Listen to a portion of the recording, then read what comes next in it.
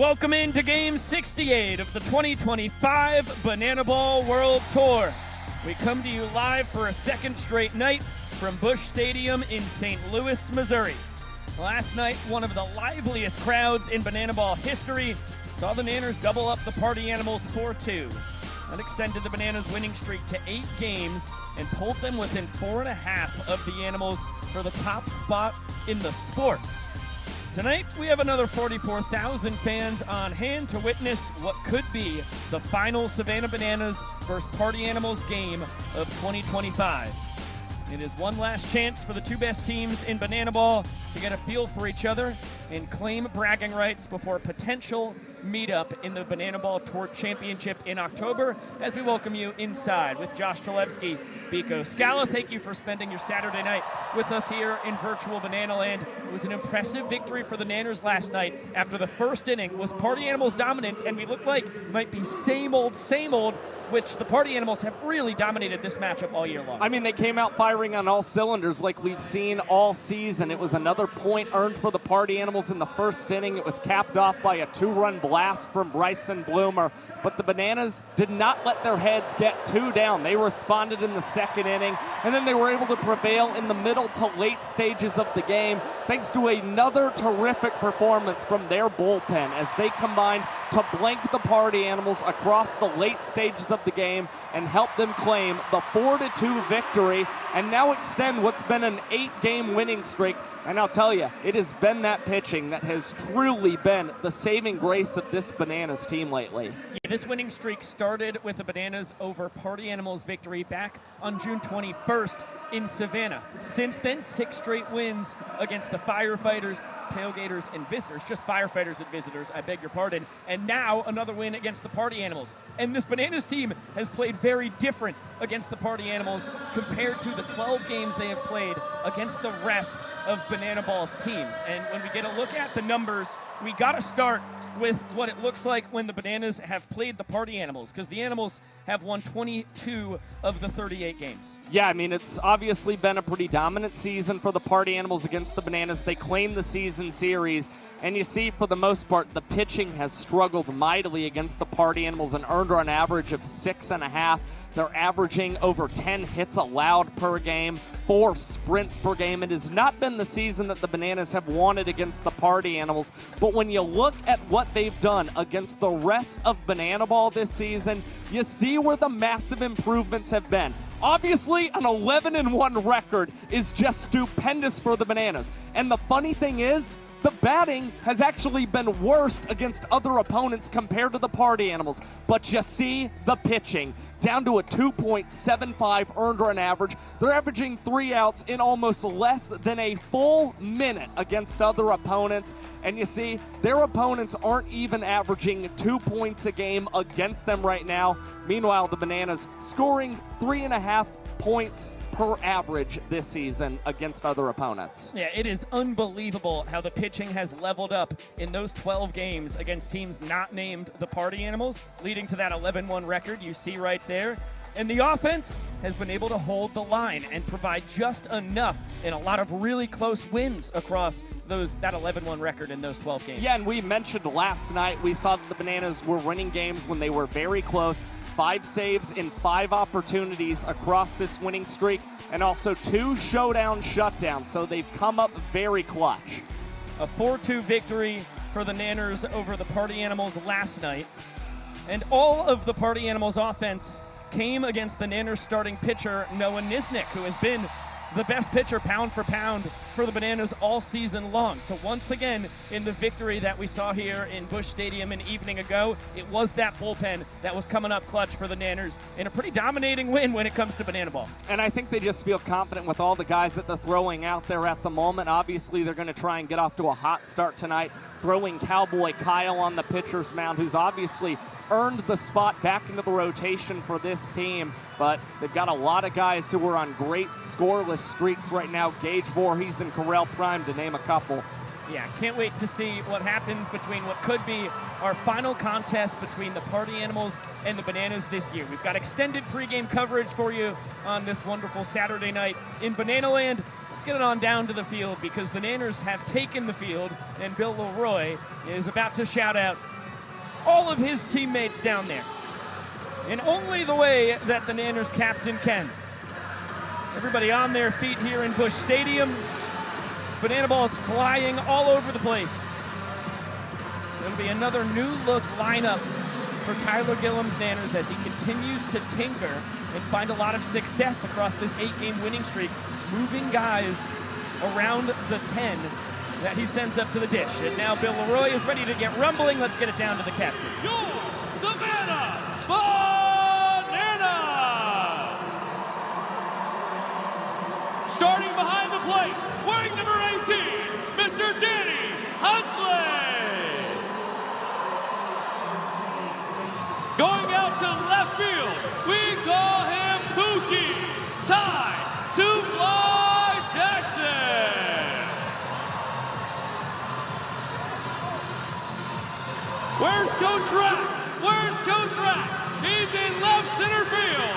Robert Anthony Cruz. In center field, our designated hitter, wearing number 19, Danny Oberst. In right center field, the doctor, wearing number 5, DR, the Doc Meadows. In right field, the superhero of Banana Land, Reese Superman Alexiades.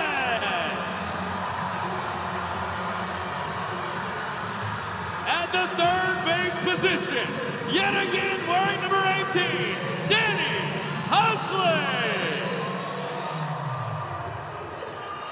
Also at third base, the all-time leader in home runs for the Banana Squad, number 3, Eric Jones. At the shortstop position, our glove magician. Expect a lot of tricks from number 6, Ryan Cox. Also at shortstop, wearing number 4, he's pretty and he's gritty, KJ Jackson. At second base, our social media star and our greatest showman, number 8, Jackson Olsen. Also at second base, the songbird of our generation, wearing number 13, Dalton Malden. At first base, a mountain of a man, the king of marination, Big Mac Land, number 11, Coretta Prime. Also at first base, wearing number 10, our bad trickster and balance extraordinaire, Alex Ziggy Ziegler. Waving the flag, the tallest man in sports, Dakota Stilts Albritton. On the mound for his final position, he does it all. Danny Do It All Husley. And behind the plate, wearing number 1 on the mic, myself, Bill Leroy.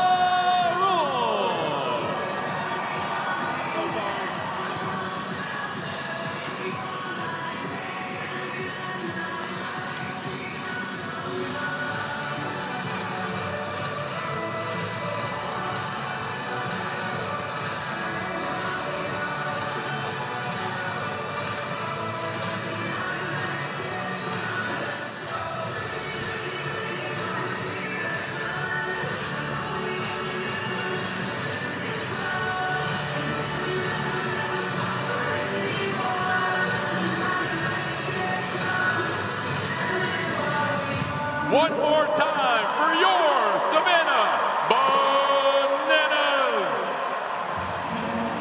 Now, we need everyone here to get both arms in the air and get those spirit fingers going strong.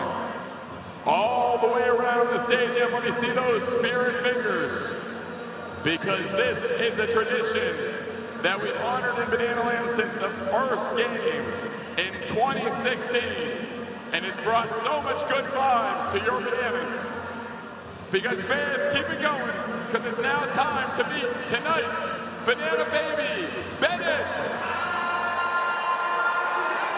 9 months old, weighing 21 pounds. He was born for this moment.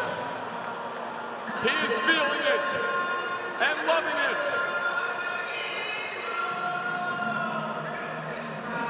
And here he comes. Tonight's Banana Baby, one more time for Bennett.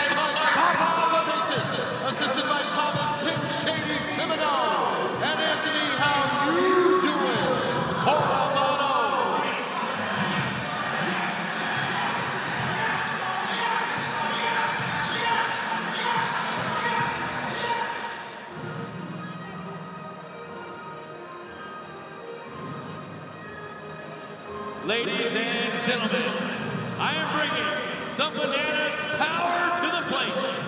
His name is Colt. Colt told me that he was 5 2/4 years old. Colt is attempting to hit a home run against these party animals. So can I hear some noise for my dear friend, Colt?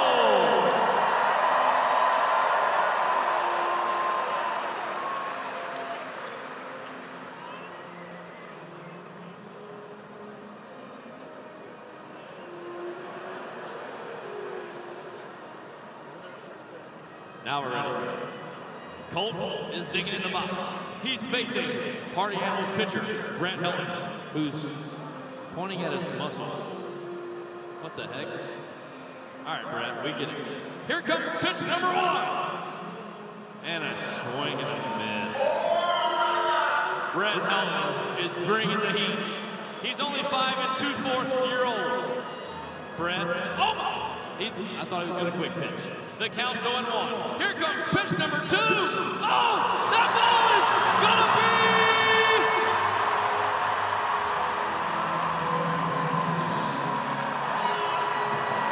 fair ball. He's rounding first base. He's rounding second base. Gold is off to the races. He's bubbling, tumbling, stumbling his way around the base pass. Jason Swan has the ball. There's going to be a close play at the plate. He is saving it all.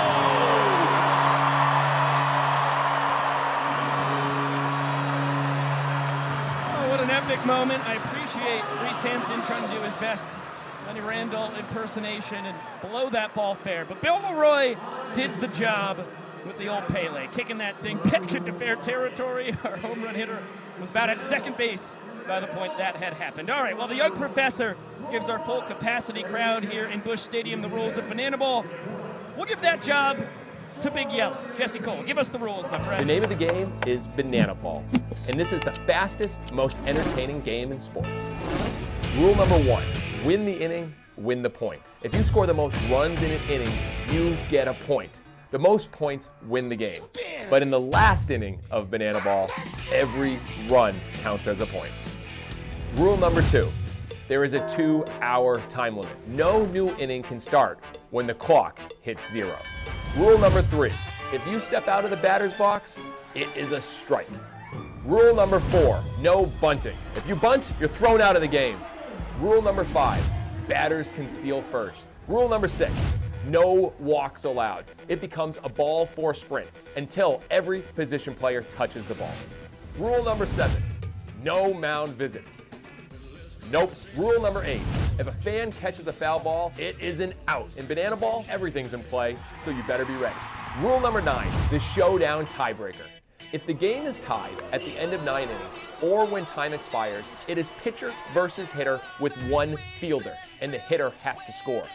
Rule number 10, the Banana Ball challenge rule. You, the fans, have the opportunity to challenge a ruling on the field. Rule number 11, the golden batter rule. A team can send up any batter to hit in any spot in the lineup. This is guaranteeing the best possible matchup at the end of the game when it matters most. These are the official rules of Banana Ball.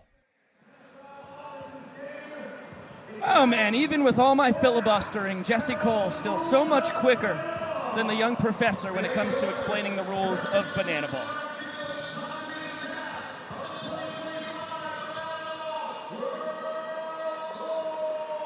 It is a glorious evening for Bananas versus Party Animals here in the Lion of the Valley, St. Louis. The cast and crew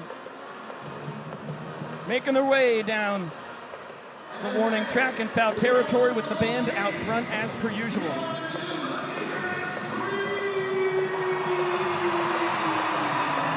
Now the raucous crowd on hand. This is a baseball city. They love their Cardinals so much. And boy, is there a lot of yellow and pink here in Busch Stadium. They've shown up and showed out for Banana Ball.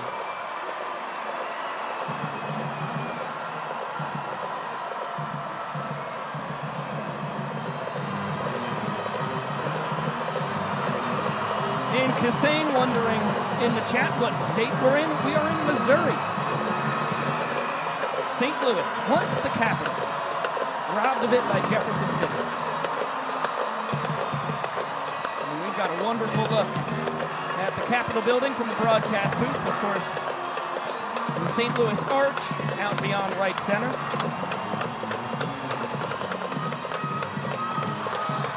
This is as good a view as you could ask for a ballpark.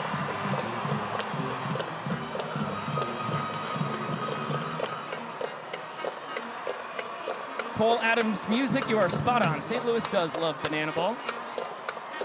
And the Nanners so far have loved the Show Me State, 3-0 all-time in Missouri, going back to their 2 wins in Kansas City against the Firefighters. Yeah, there's a lot of success for the Bananas when playing here in the state of Missouri. Obviously, Bananas trying to improve to 4-0 tonight, and of course we mentioned in last night's game they were able to hold off the Party Animals from claiming a win that would bring them back to a 500 lifetime record. But their next loss will be the 100th in their Banana Ball franchise history, so they are trying to stave that off for as long as possible at the moment. We'll see if they can at least push it back to this coming weekend in Philadelphia against the Texas Tailgaters. Let's get it on down to Jesse Cole so we can shout out this wonderful cast and crew. Now first, they'll be rocking all night long. Let's hear it for your Banana Band. Keep those hands going for the amazing princess of Banana Land. It's Princess Potassia. Keep it going for the greatest dad bod cheerleading squad in all the land. And the only one, your Bananas. Keep it going for the fastest man in Banana Ball. It's Flash the Kid. And how about your bad trickster himself? We call him Ziggy. Let's hear it for Alex Ziegler. Keep those hands going for the king of potassium and the greatest abs on any banana. It's Split. And now, the tallest man in Banana Ball, Dakota Stilts Allbritton. Now, let's hear it for your dancing umpire, Vincent Chapman. And finally, the break dancing coach. Ladies and gentlemen, his name is Maceo. Let's hear it for the cast of your Bananas. Now, the cast is ready. The players are ready. It's now time for you, the fans, to get ready. So we need everyone on your feet. All 44,000 strong here on your feet, because it is now time for the fan warm-up. So please welcome to the field 5-year-old Lennox. Here she comes. All right, Lennox, we have a big moment right now. We got to get this crowd fired up for tonight. Are you ready for this? Yeah! She is ready, immediately. So Lennox, whatever you do, they're gonna do. So let's bring the energy, here we go. Good start, Lennox. Looking good. Oh, we're rolling. Rolling tonight. Roll, Lennox. Oh, we're raising the roof. How do you know that? Old school, I like it. It's my time. Oh, yeah, well, keep it going. Looking good, Lennox. Keep it going. But the stanky leg, what? What is happening? How does she know that? Okay, all right, no, wait, jumping jacks.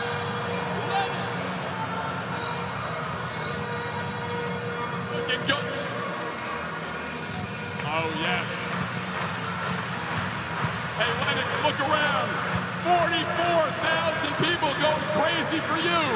Fans, let's hear it for 5-year-old Lennox. Oh, dynamite job by that little legend.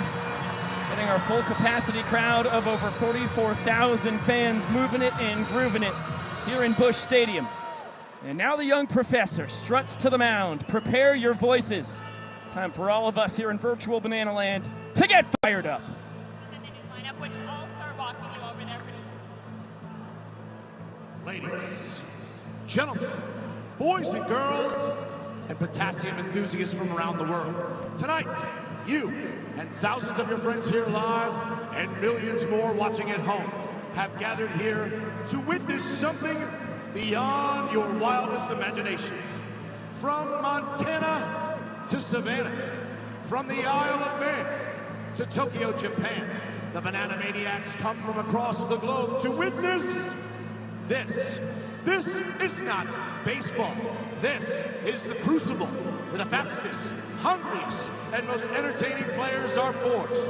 This is a game of the fans, by the fans, and for the fans. But this is not your granddad's pastime. This is not just another night at the ballpark. This game is baseball by birth, fruit by name, and an absolute worldwide phenomenon by the grace of God. This is the time for all 44,000 people here in St. Louis to get on your feet and give me your voices. Because this is the greatest show in sports. Ladies and gentlemen, this is Banana Ball! It's time to meet the starting lineup for your Savannah Bananas! Leading off in center field, number 5, DR, the Top Meadow! Batting second in DH, number 19, Dan Oberst. Batting third at first base, number 4, Kyle K.J. Jackson. In the cleanup spot, playing right field, number 2, Reese Superman Alexianis. At shortstop, number 6, our glove magician, Brian Cox. The extra hitter, wearing number 7, Ty Two-Fly Jackson. In left field, number 15, we call him Rack Robert Anthony Cruz. Behind the plate, number 3, Eric Jones. At the hot corner, number 18, he does it all, Danny Hosley.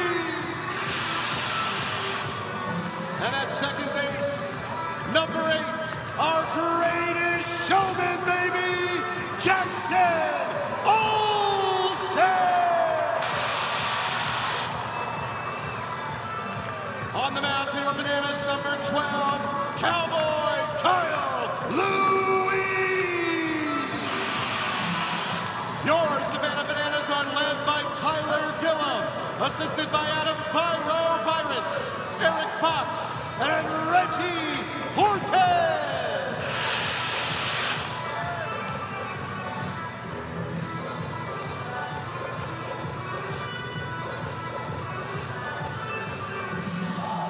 Ladies and gentlemen, please rise and remove your hats. Here to honor America with the singing of tonight's national anthem. Please welcome to the field, Nadia Maddox.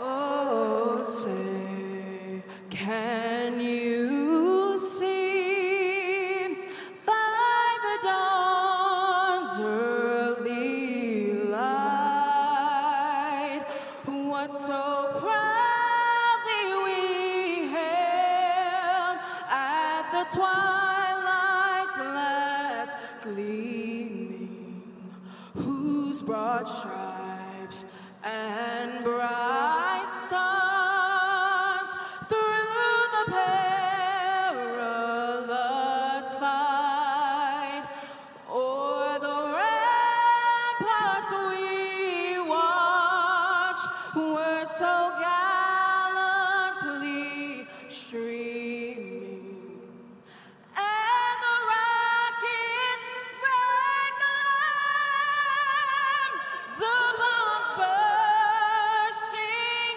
in air, gave proof through the night that our flag was still there.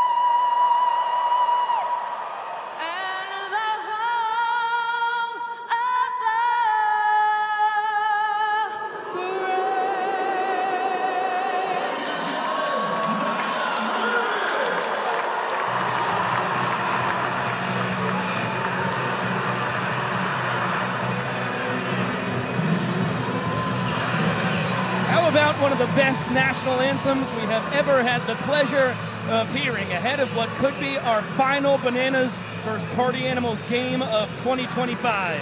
It's game 68 of the 2025 Banana Ball World Tour, and it is round 2 from Busch Stadium, home of the St. Louis Cardinals.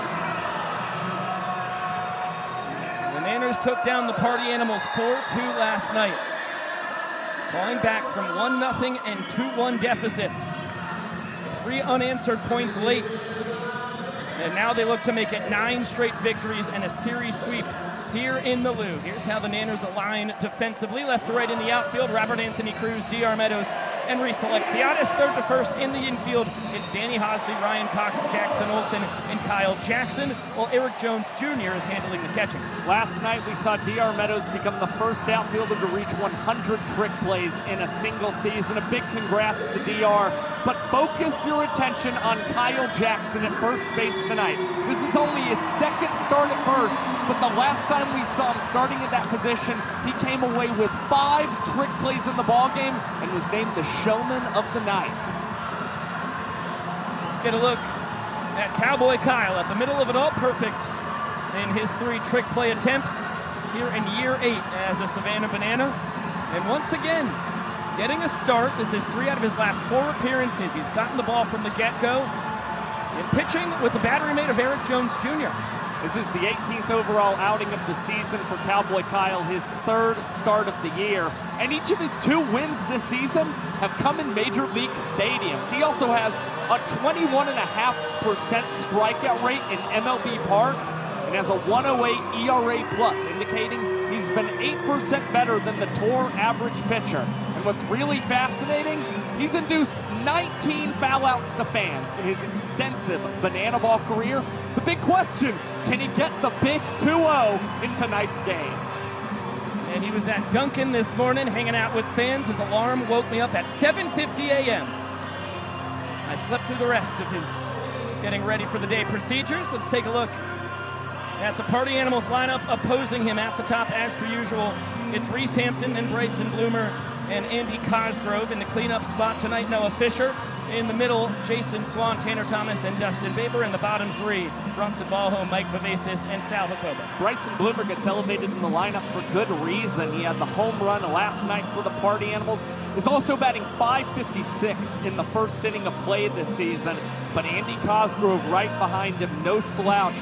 He's batting .467 in the first inning as well. A big reason the Party Animals have been so potent out of the gate. And once again, no Jake Skoll this weekend after his son Jet was born 8 days ago, hanging out with Avery and the family. Let's get it down to Jesse. It's time. Banana Nation on 3. We need everyone here to yell start the clock. 1, 2, 3. Showtime. If these 2 teams meet again, most likely it will have to happen in the 2025 Tour Championship in October. This is the last guarantee we get for Savannah Bananas versus Party Animals. And Cowboy Kyle Lewigs with a fastball for strike 1 to Reese Hampton. Ball and a strike. Kyle's arsenal is well known for those who have been here across his last 8 years in Banana Land. Fastball, slider, the primary 2 pitches. He'll work in a changeup from time to time, especially against lefties.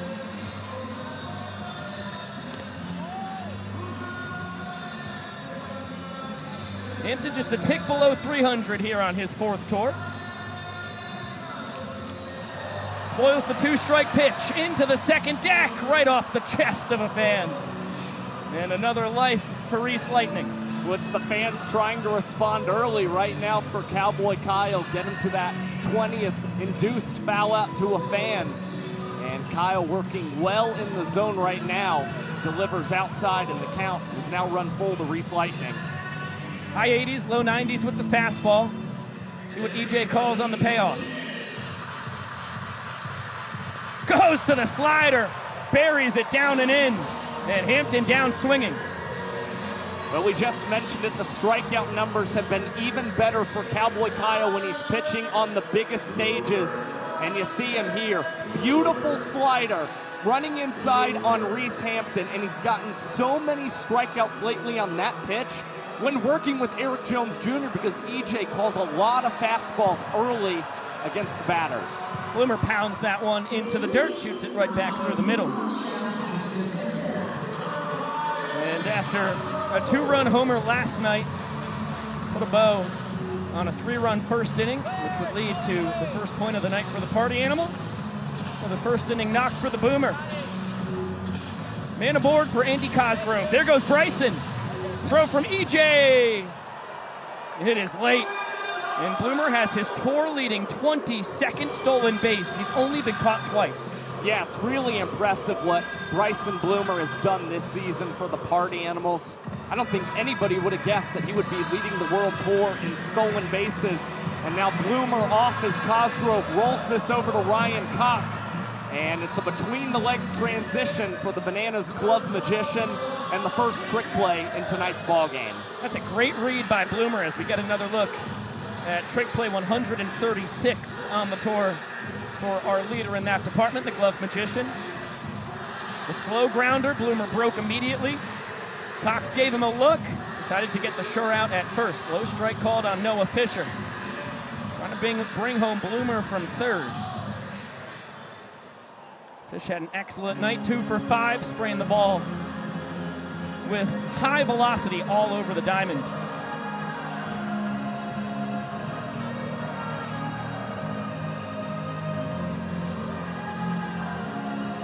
One-two pitch.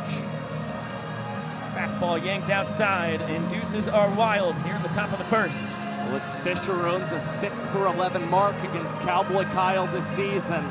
Hoping he can get some more good wood against Kyle, and sends this one into the seats. The fans with an opportunity to make the grab, and no catch will be recorded to end this first inning.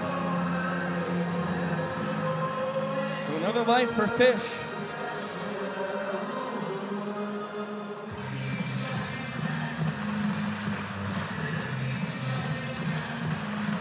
This is where Banana Ball is so tough for pitchers. Ball 4 from Kyle Lewigs will score Bloomer from third. No free bases in Banana Ball. Tries to front door the slider, doesn't get there. And Bloomer's gonna score on the RBI. Ball 4 sprint by Fisher. All 7 fielders behind the pitcher and catcher have to touch the ball before it's live. Bananas do so in short order. And once again, first inning offense from the Party Animals.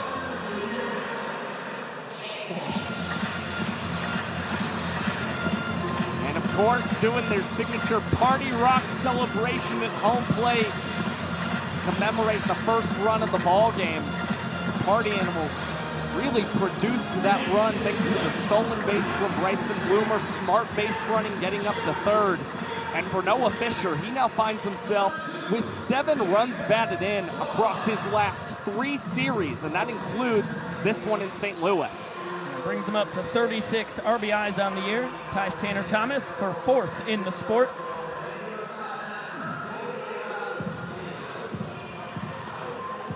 Jason Swan 0 for 2 last night, but a pair of ball 4 sprints. On base 2 out of 4 times. Got a remarkable 25 sprints to just 13 strikeouts here in his 3rd World Tour. Continues to be one of the most underrated players in the sport. Puts his head down and produces non-stop, rarely chases. It's a quality at-bat machine. 3-1 to Swanee. Jammed on it, another chance for the fans. They catch it cleanly in the upper deck. A foul out to a fan to get Cowboy Kyle out of the first. And the 20th of Cowboy Kyle's career finally comes here in St. Louis, the first pitcher in Banana Ball to ever induce that many foul outs to fans as you get one more look at the sweet snag to end the top of the first. Let's take a look at the Party Animals defense. Up a run here in our first inning of play. Left to right in the outfield, it's Fisher, Hampton, and Thomas. Third to first in the infield, Bloomer, Jacobo, Baber, and Swan. Well, Brownie gets the start behind the dish. Well, there were just 3 trick plays last night for the Party Animals. They came from Bryson Bloomer, Reese Hampton, and Jason Swan. but they missed as many as they made, so they're going to have to clean things up defensively. And for Dustin Baber, he looks like he will be the first man on the Party Animals this year to reach 100 trick plays. In the middle of it all, Sean Fluke, Mr. Undeniable, who we plan to have mic'd up in an inning time. For now, sans mic. Flukey knows this Bananas lineup very well. This is the 10th start of the year for Sean Fluke, who's 2-1 on the season. The interesting note for Flukey, he's got an ERA of 3 on the dot across 12 innings pitched against the Tailgaters, Firefighters, and Visitors. But against the Savannah Bananas, the earned run average is at 7.08 across 20 and a third innings pitched. So the big test tonight for Flukey is to find that success against the Savannah Bananas and test them with his cutter, which he's actually been leaning on a lot more lately as opposed to his signature 12-6 curveball. Let's feast our peepers on the Nanners lineup that opposes the pride of Hudson, Florida. At the top, DR Meadows, coming off an excellent ball game. Then Mr. Oberst, KJ, and Super Reese in the cleanup spot. Cox, Ty Two Fly, and Rack in the middle, and EJ Hosley and Olsen to round it out. What was Kyle Jackson, who had a sensational night, reaching all 3 times he was up at the plate. But for Eric Jones Jr. down there in the 8th spot for the Savannah Bananas, he finds himself with a hit in 7 of his last 9 games. The bat's really starting to heat up right now in the summer months for the Bananas backstop. You get to look at the fantastic numbers for the Doctor here in his 3rd World Tour, the reigning Banana Ball MVP. Making sure his name is on the short list of the MVP conversation for 2025. 2 for 3 last night, blasted a double, walked off the 6th inning with an RBI single, which ended up being the difference in the ball game. And not known for his pop, DR has been slugging a lot more as of late. Won't happen here. Jacobo, smooth as silk as he whips it between the legs. Grabs the first Party Animals trick play tonight, and 1 down. Well, consider that a hot start defensively for the boys in black and pink. Their first trick play didn't come until the 5th inning last night. And on the first defensive opportunity they get in game 2, it's Sal Jacobo going between the legs. Oberst takes outside. He's got to look out for the primary 4-pitch mix from Fluke. Fastball, the big 12-6 curveball, his signature pitch, and then the slider and changeup. He does a great job of keeping hitters off balance, and as Josh mentioned, he will cut the fastball a ton, especially as of late. He's been finding a lot of success with the cutter. Oberst staying within himself, doesn't try and do too much. Sprays that one to right, will take a hard turn and respect the arm of Tanner Thomas. Well, Dan's batting .438 this season in Major League Parks. That number ticks up a little bit higher. And what's also really interesting for Dan Oberst, 6 of his 9 stolen bases this season have come in the big league stadiums. He's been a lot more aggressive when on bigger stages for the Nanners. Dan with a hit in back-to-back nights here in St. Louis. And Kyle Jackson, 2 for 2 with a sprint last night.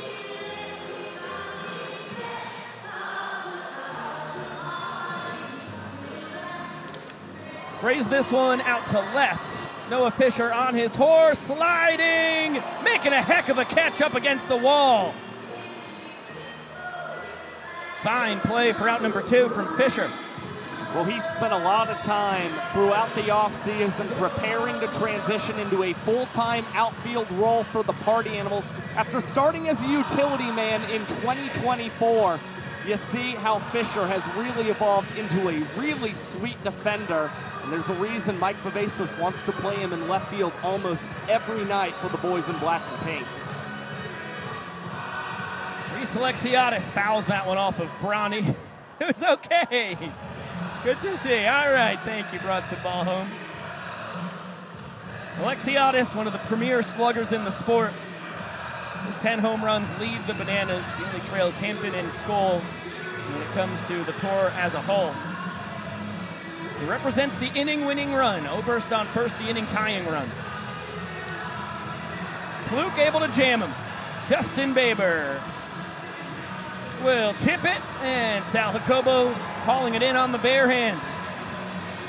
Trick play for Derek Ginger. He is up to 80 on the tour.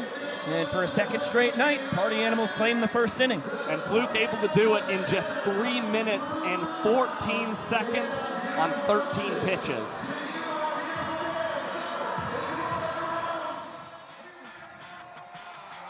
Last night, D.R. Meadows with a foul out to a fan on his first swing of the ball game.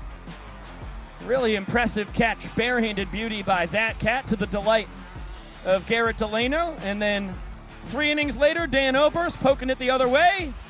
That thing had some chutzpah. Another incredible barehanded snag. Danny O ties Logan Lacey for the tour lead with 5 foul outs to fans on the year. And then how about this? To end the top of the first inning, Jason Swan fouling out to a fan to the delight of Cowboy Kyle. And foul outs to fans are what we are highlighting tonight in our Banana Ball Basics. Yeah, and we've now actually seen 75 fan-caught foul balls this season. Over half of them have come in major league ballparks. You've obviously seen a massive effect that they've had on our game, as we're just 5 foul balls away from tying the single season record we saw it set in 2024 as the fans came away with 80 snags. And of course, when we look at MLB parks alone, the most in a series we've seen came in Lone Depot Park in Miami and Great American Ballpark in Cincy.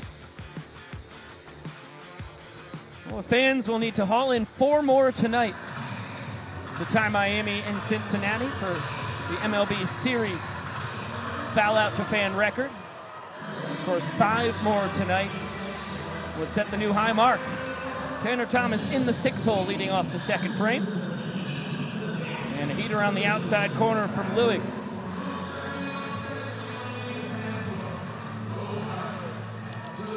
Another chance for the fans. This one softly tapped into the crowd. Not caught. It's Thomas Baber and ball home. Due to swing it as EJ sails his throw over Kyle's head. And Kyle's gonna just say, hey, 0-2 count. Shoot, I'll go retrieve this ball and offer this pitch up from second base.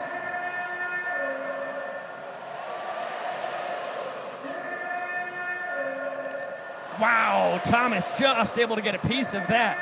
Nasty 2-seamer from 2B. And there was some great movement at the end of that pitch. Too close to take for Tanner Thomas, which is why you saw him swing it. And now Kyle, still ahead, is going to try another pitch from second base. Thomas has to hack again. Long run, Danny Hosley tracks it down, crashing into the netting. Cowboy Kyle induces the foul out with a pitch from second base.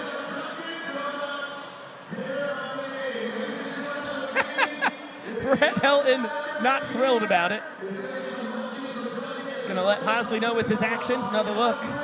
Excellent defense from both sides so far. Less than an inning and a half into this ball game.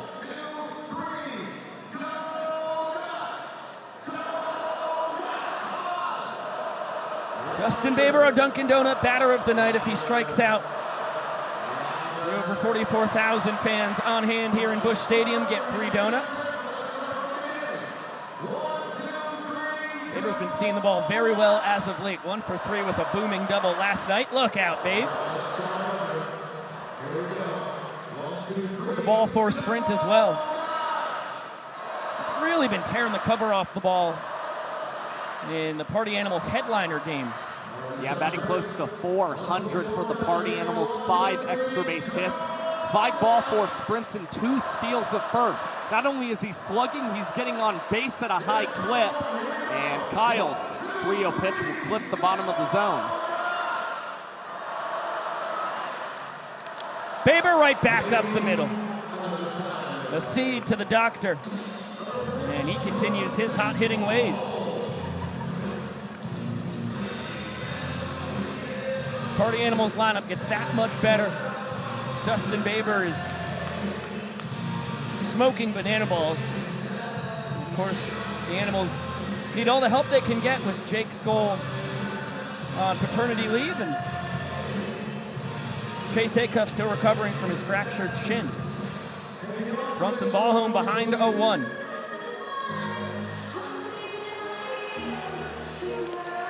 Make it 0-2. A couple pitchers pitches.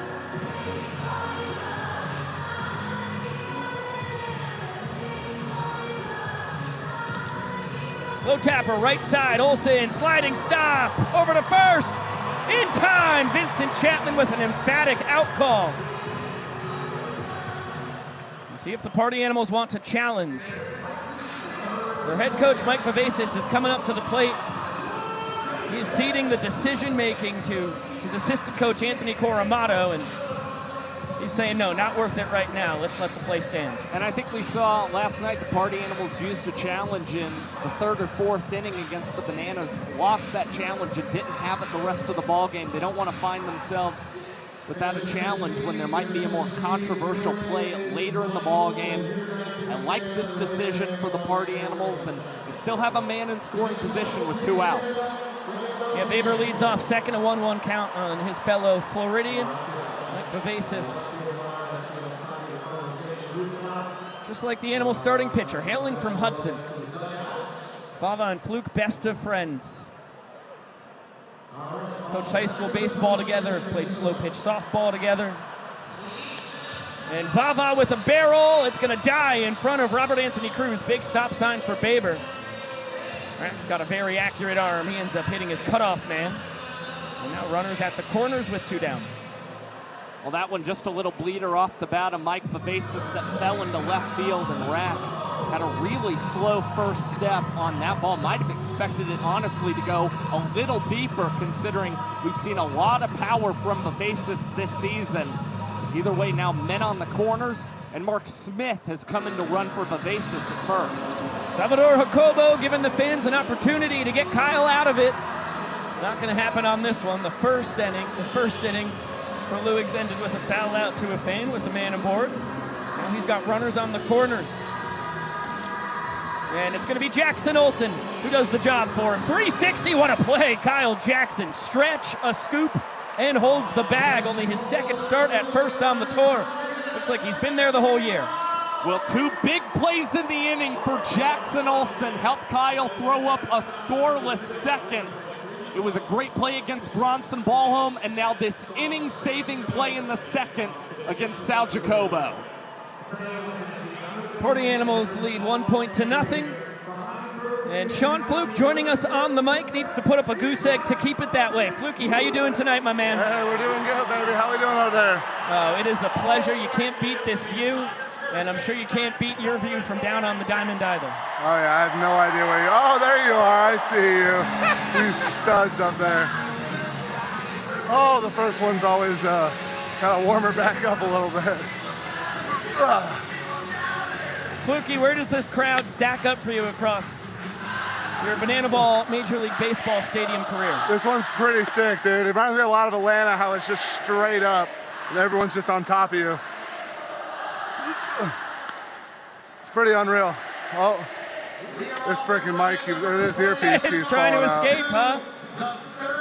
Well, this is the last time we get to see you until October as far as Banana Ball games go. Do you have any goals you have here trying to go against the Nanners for the last time? I mean, really, it might be the last time ever, seeing that they have, like, they might not make it to the championship, you know? That's true. Like, we're not worried about nothing. They gotta get by the firefighters, you know, that's gonna be a test for them, so we'll see how it goes. Flukey, selfishly, I have to ask if you're gonna miss Biko or I at all across the rest of your Party Animals headline tour. I am gonna miss you guys, but as you know, myself and Drake Toll do have a lot of fun. Yes, you do. Yes, you do. Here goes 1, 2, 3 here, boys. Ew, that's so gross. You heard it here first. Change up, first pitch. Hey, my earpiece keeps falling out, so I might just go crazy how I usually do. Go rogue, Fluke. Yep, straight. Attaboy. Yep, see you later, Coxie. Here we go. 3 pitches. Change up, I like it. Sidearm. Oh, no way that gets down. Thank you. God, I wish I could keep this earpiece in. I love hearing your guys' voices. Yeah, but you're dominating. I mean, play-by-play, color commentary, you can do it all. Hey, You want to know what the highlight of today was? Yes. Seeing that EJ's batting in the 8-hole. And I have a chance to not throw against EJ. Every dog has his day, you know? Hey, me and Ty Jackson have been doing this for like the last 4 hours, just thrusting. I don't have to strike him out though. That's been the locker room activity. Yep, right down the middle. You forget your glasses? Let him know, Fluke. You know, why is Ty great till they gotta be great? Yep, by you. Fans? Turns out I'm 100% gonna strike Ty out. Boy, Papa, that's a human in me. Heater up, heater upstairs, sidearm. Oh, I hit my spot at least. Well, Ty saw it well. That's your first ball in the inning. I like that. 5 slider, here we go. Whee. What a take. We all know he don't fish, so that's why he didn't swing at that one. I want the cutter, yep. See you later. Oh my goodness. This guy loves me back there. He wanted to give me that. John Byrne, guy with Major League Baseball umpiring experience. Cutter. Oh no, that's hit well. Good poke by Ty. Oh, Tanner that's on hit his so well. horse. It's gonna beat him. Jackson can fly. He loses his sliding mitt. Baber relay that not was in hit time. He was so late and hit so well. Ty 2 fly from an 0-2 count to a triple. Yeah, that sucks. Yeah. Oh, now we got Robert EJ. Bro, this guy won all these balls. Look, go play fetch, Tommy. There you go. Go fetch it. You want to take every freaking ball. I like that ball. Necessary. I like that ball, dude. I mean, we're going to authenticate every hit. What are we doing? Oh, man. And you got to give it up, huh? Them's the rules? Yeah, I guess. I want to throw it into the crowd.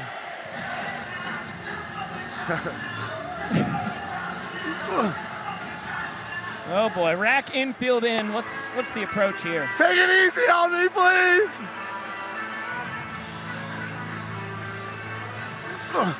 Yep.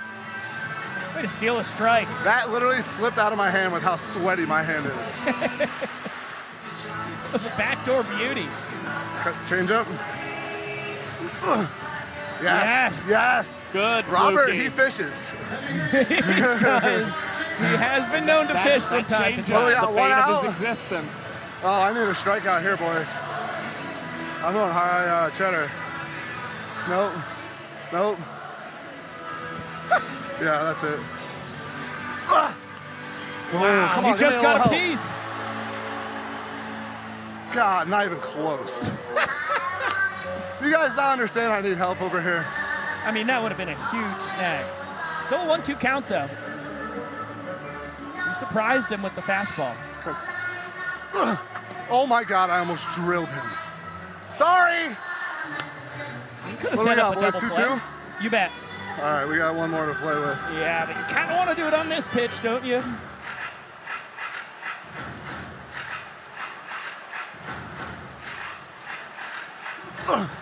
Yes, let's go. Soft Come on, contact. Robert! You gotta be better than that. Fluky, that is a master class. For all those kids watching back home that was at NYABC this weekend, I told you I will get Coach Rack out. I made it known. And what do you know? We made it to Eric Jones, folks. You gotta be kidding me. Oh man, my hand is so sweaty. I would love to pick off Ty Jackson right now.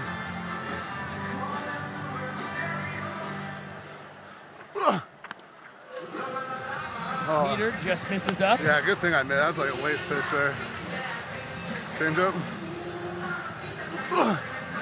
The laces on this ball are out of this world. Don't let Tommy take it from you.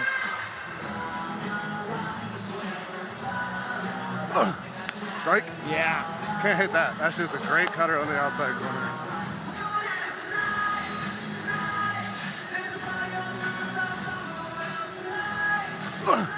Yeah, come on, Each. The fans can get you out of it. I don't want them to get me out of it. I want it. Come on.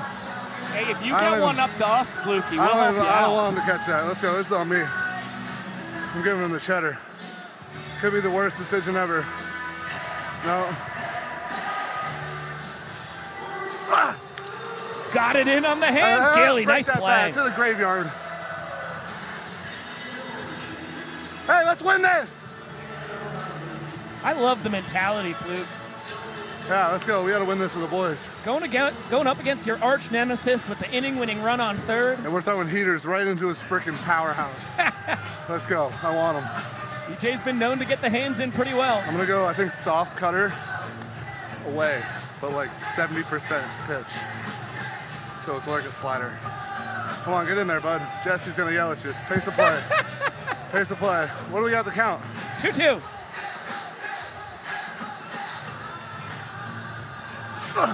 Ah! Let's go! I want no help from the fans. 44,000 ain't gonna help me. Hey. Sean Fluke, I don't know how you do it, man. That was awesome. You don't owe me no more, baby. Ever since Charlotte, it's my house everywhere now with EJ. Way to turn the page, Flukie. Thank you so much for joining us. That was impressive. Hey, let's go. Love you, boys. We'll see you later. Love you too, Flukie. Thank you, man. Love you, Fluke. Let's get it to the young professor. Reese Superman Alexiades. He wears a cape, and he is actually located down the right field line over at the foul pole. We also happen to have a super fan named Jacoby. He is a party animal super fan. He is located down the left field line. And we thought, in honor of superheroes, we would have our first ever super fan versus Superman race. When I say go, they're going to start sprinting down the foul lines, and when they get to their respective teams, they are going to have to fly to the finish line just like Superman. Gentlemen, on your marks, get set, go! It's Superman versus Superfan. They are running and gunning all the way down the line. Reese is lightning fast. He is up. And there he goes, all the way to the finish line. A no contest, ladies and gentlemen. Give it up for Reese Superman Alexiades.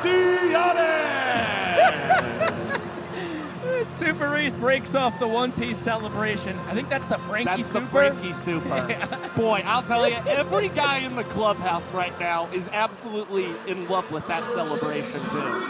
Cowboy Kyle's trying to figure out how Reese can turn it into a trick play. Yeah, he was asking if Frankie Super right into a glove catch, holding that pose up top would be a trick play. We had to be the bearers of bad news that it would not be. But if he barehands that, if he barehands it, that's completely legal in my book. Top of the order for Fluigs here in the third. He's able to strike out Reese Hampton. 3-2 slider down and in. Now he's ahead of the former Tigers and Diamondbacks minor leaguer 0-1. Animals still up a point, thanks to the impressive escape act by Sean Fluke. Put up 2 zeros and got his lone K when it mattered most. It's the guy who historically has owned him, Eric Jones Jr. But as Fluke told us on the mic, he's had EJ's number since Charlotte. He's able to turn the corner.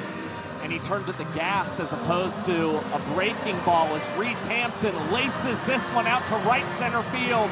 And that will skip off of the warning track, and Hampton not content with 2 bases. He'll slide in safely, and it's a leadoff triple for the Animals in the 3rd inning. Second 3-bagger of the tour for Reese Lightning. And what a response after Fluke holds the door in the bottom of the 2nd. The Party Animals instantly threatening here in the top of the 3rd. Bloomer singled his first time.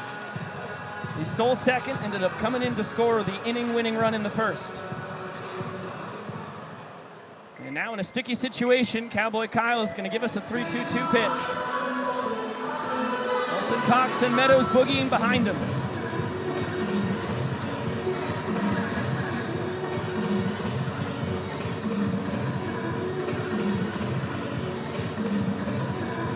Nailed the dance, and the pitch gets a strike as Bloomer's teammates have to scatter on a bouncer headed right their way.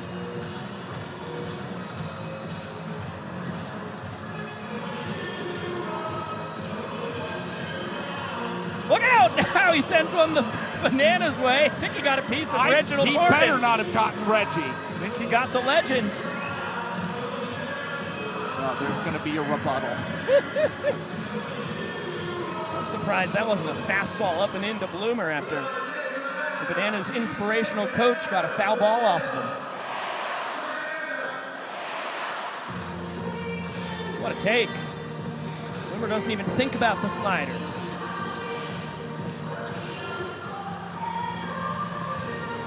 Two-two. Off the end of the bat, Robert Anthony Cruz is going to make a backflip catch, and Reese Hampton will tag and score easily from third base. Cannon of a throw from Cruz, but after the backflip catch, no chance to grab Reese.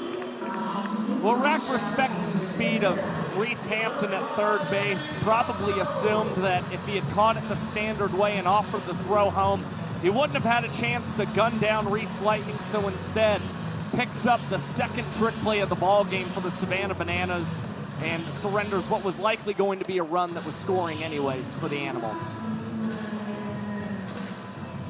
Grabs his second backflip catch on the weekend in one fell swoop.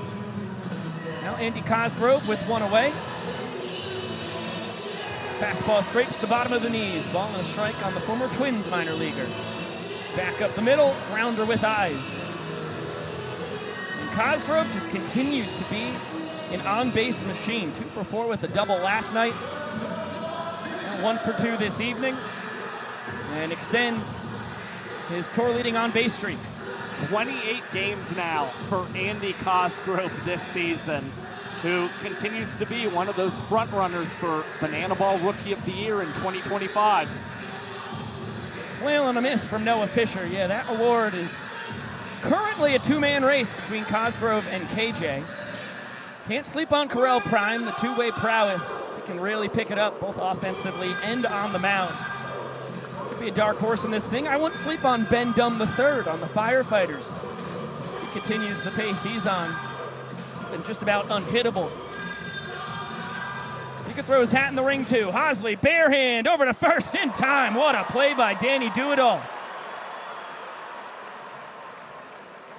Well, Danny Hosley's made a handful of plays similar to Nolan Arenado. Now gets one here in his home ballpark.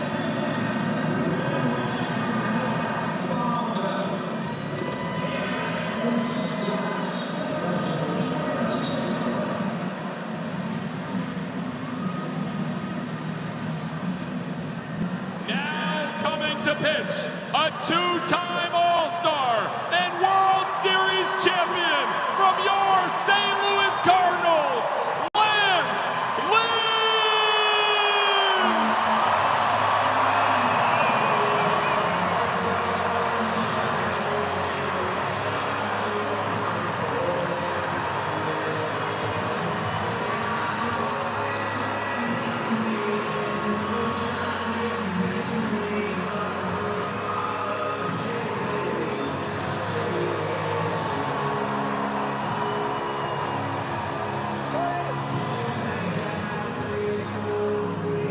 What a moment here for the full capacity crowd in St. Louis.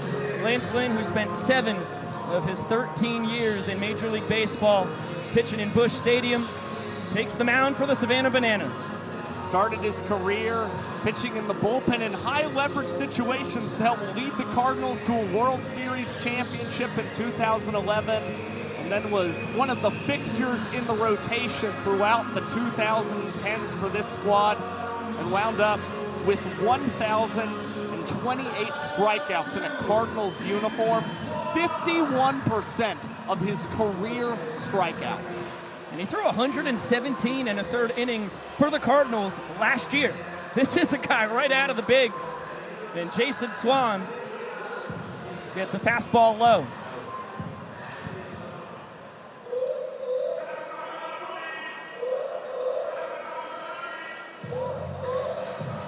Has been known to just pound the zone with heaters, forcing fastball, cutter, and sinker, his 3 highest use pitches. He'll work a changeup and curve in from time to time. Now 2 balls and a strike on Swanee.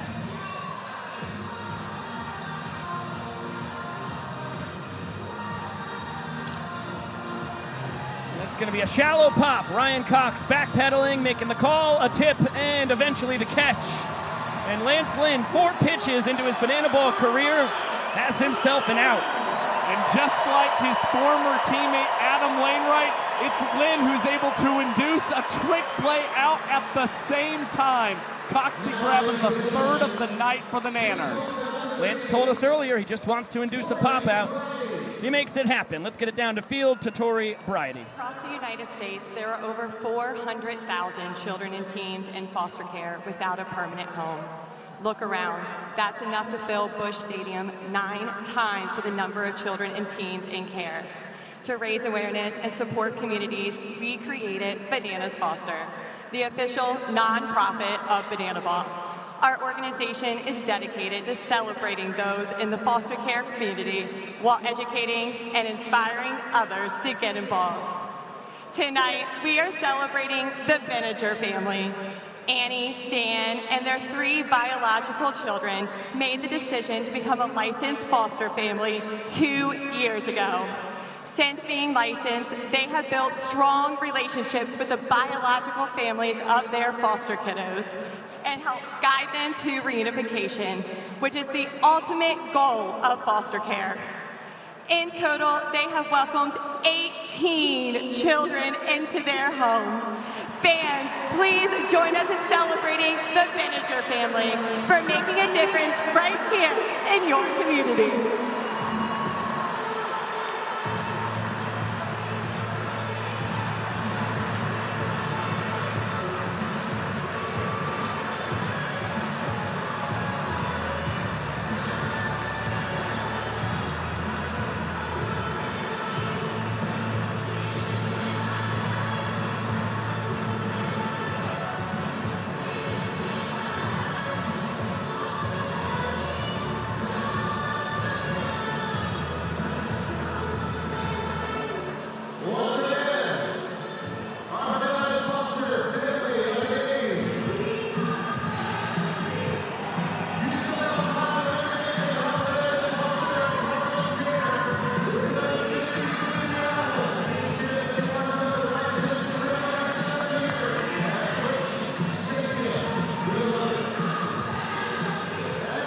Another huge shout out to the Benninger family.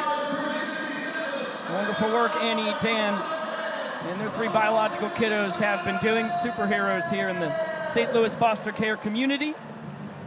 And as we head to the bottom of the 3rd inning, Party Animals up by a point. The Banana Band blasting away. Dalton Ponce is going to be the first man out of the pen as he takes over for Sean Fluke, who was masterful across 2 scoreless innings. Yeah, it was perfect work for Sean Fluke. Just scattered the 2 hits across 2 innings, picked up the strikeout to end the 2nd. And now Dalton Ponce toes the slab for the 22nd time this year. Has 6 wins and 2 losses this season and has a 1-run lead here in the inning. He has successfully held leads in innings 68% of the time this year. And the interesting note on Ponce, more of those holds have come with the 1-run leads as opposed to multi-run leads. So he's been better when he's been pitching with just the slightest margin of support. Zach Bro really up in his grill with that camera. What they are working on down there. But I'm sure we'll see something on social media after tonight's game across the next couple days. Ponce has 9-10-1 in the Bananas lineup. Danny Hosley, Jackson Olsen, and then back at the top, DR Meadows. With Oberst and KJ lurking in the wings after the doctor swings it.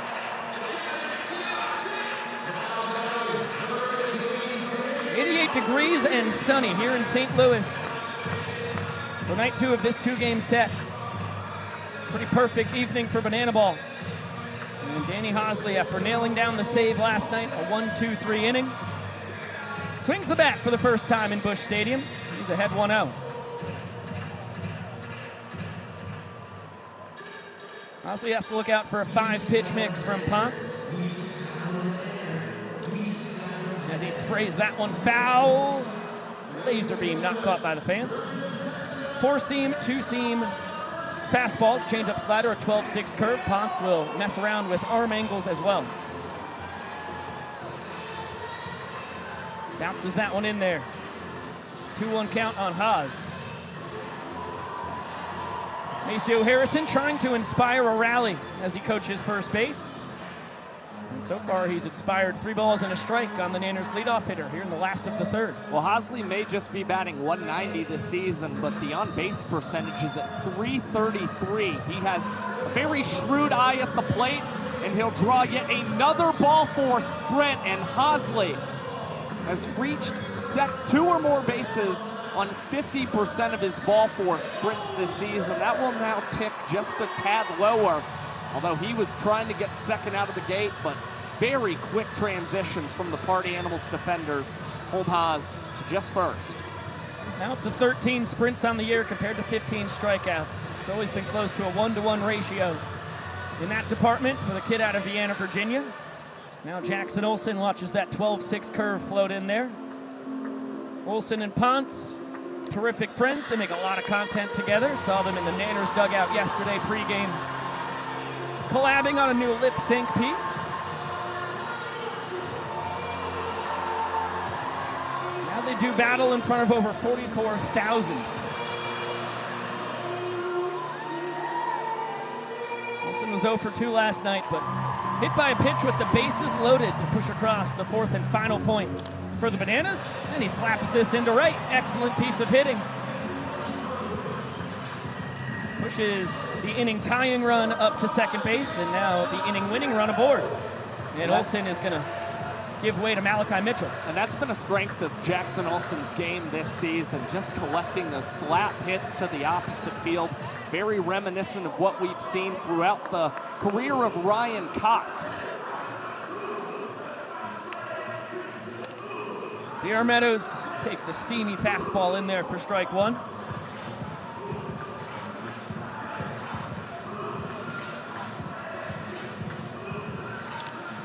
Slow tap to third. It's going to bounce off the glove of Bloomer, and everybody is safe. You know, Bryson was thinking about trying to turn 2 on a very speedy D.R. Meadows. Couldn't grab the short hop. And now the bags are full.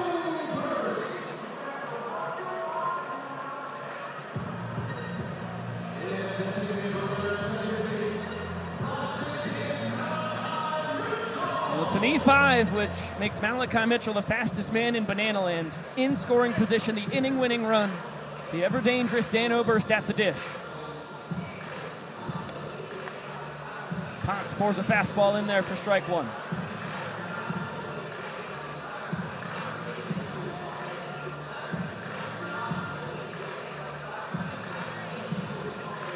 And the Bananas leader in extra base hits, 24 of them on the tour.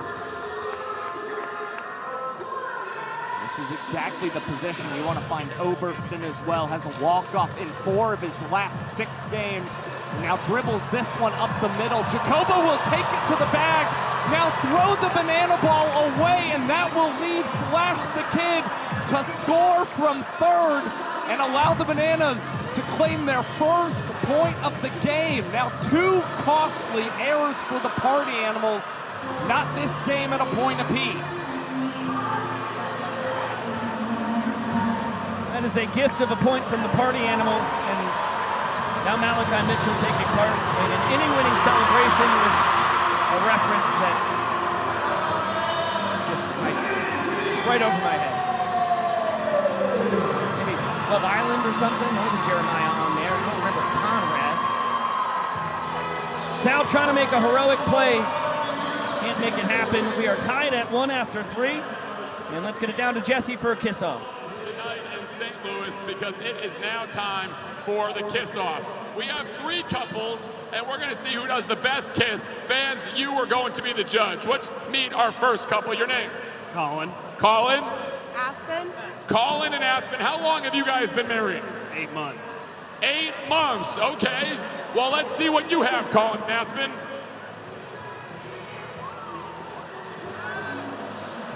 What? All right, 8 months kiss. All right, your name? Larry. Larry? Megan. Larry, Megan, how many years have you guys been married? 20 wonderful years. 20 wonderful years. Well, let's see what you got. Hopefully it's better than Colin and Aspen. All right. All right, there seems like there's still something there. And your name? Mary. Mary. Bill. And how many years have you guys been married? 44. 44 years. Mary and Bill, let's see what you got. Oh, all right. Oh, what is going on? They are going out. What is happening? They are getting after it. But those, oh my goodness. Oh, I hope what? The glasses are getting heated up. All right. They're still going. Okay. All right. All right. All right. All right. All right. All right. All right. Okay. Okay. Fans, was it our first couple, Colin and Aspen? Nope. Was it our second couple, 20 and wonderful years? Nope. Or was it Bill and Mary? Fans, let's hear it. 44 wonderful years, the winner of our kiss-off, Bill and Mary. Wow. I hope their kids are here tonight. Performance there by our victors in the kiss-off. And we head to the fourth inning. The Cornhusker, Kyle Perry, the new man on the mound. We've got a brand new ball game knotted at a point each. And KP out for 6, 7, and 8 in the order. Thomas, Baber, and Ballholm.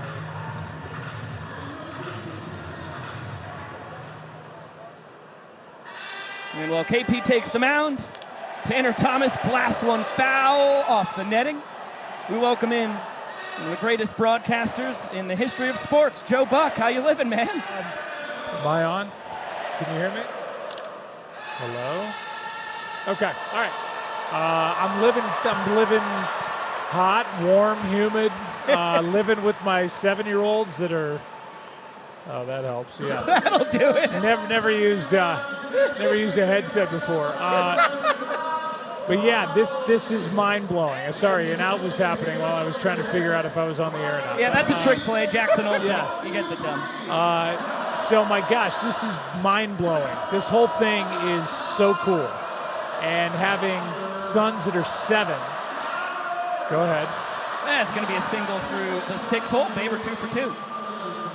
They are, I've got one kid who is all sports and one kid who just wants to dance. This is perfect. So if there was ever an event and a team and a thing for them together as twins, this is awesome. I'd like to think we've cornered the market in this department. Yes, I would agree with you. This is, and the baseball's good. I mean, that's the cool thing. That's foul and out of play. Right side, and I'm not going to do play-by-play because I'm not qualified. You guys are so much better than me, but I'm just happy to be here. I don't know. Calling 23 World Series, I think you could step in and figure it out in Banana Ball. Yeah, but this is not my booth. I was normally 1 over. I figured. So the angle's all off. I think it's better if you guys just do it. They didn't stick you in the visiting TV booth, huh? They did not. No, we got the home TV booth during the postseason. Congratulations. Yes. That's awesome. That's what billions of dollars will buy you. Brunson Ballholm will work the sprint. So what do you think about this? Ball 4, all 7 fielders behind the pitcher and catcher have to touch the ball before it's live. As you can see, the guys have kind of figured out the technique at this point. Yeah, I think it's all great, and I think the whole interactive idea with the crowd and keeping them involved, and obviously you guys know, and you know, somebody makes a catch on a foul ball, it's an out. That's awesome. And the crowd, this crowd, wow, this crowd, I don't know where this ranks, but this is as loud as I have ever heard Busch Stadium. And that's from me, Jack Buck's son, saying this is as loud as I've ever heard this stadium. You're telling me 2011 Game 6 and it's as loud as this? Yeah, I mean, it's right there with it. I don't know. I did not expect this. I mean, I watch it online. My kids and I watch it, and you just have to be here to experience the life in a stadium where my kids have been watching since the first pitch, since before the first pitch. And normally they're wandering around and waiting for dessert carts to show up, and now they're all in. So it's proof positive. Nice play there by Cox on a fielder's choice. Vava's going to grab an RBI. And the Party Animals played a run here in the top of the 4th. Kyle Perry trying to limit the damage to just that. A ball and a strike on Sal Jacobo, and that's a sword. Not expect the fastball elevated.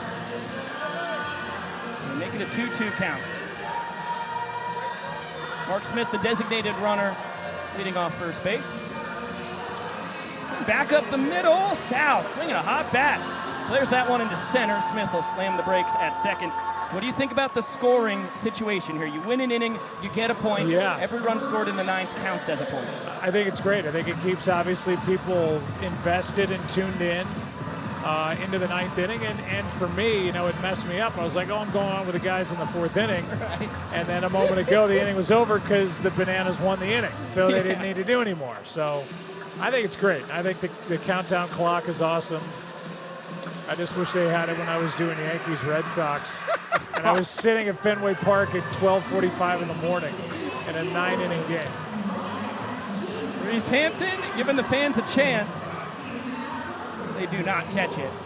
So you have all the stats, like it's in the 70s. How many outs have been made by the fans? Josh is the guy. We do. We're at 75 this season. What are you clicking over there? It's my pitch counter. Okay. All right. 3-1 count on Hampton, the switch-hitting center fielder. I also like the idea last night, Wainwright, tonight Lance Lynn. It's cool. And I was sitting with the Lynn family. They were emotional watching Lance go pitch.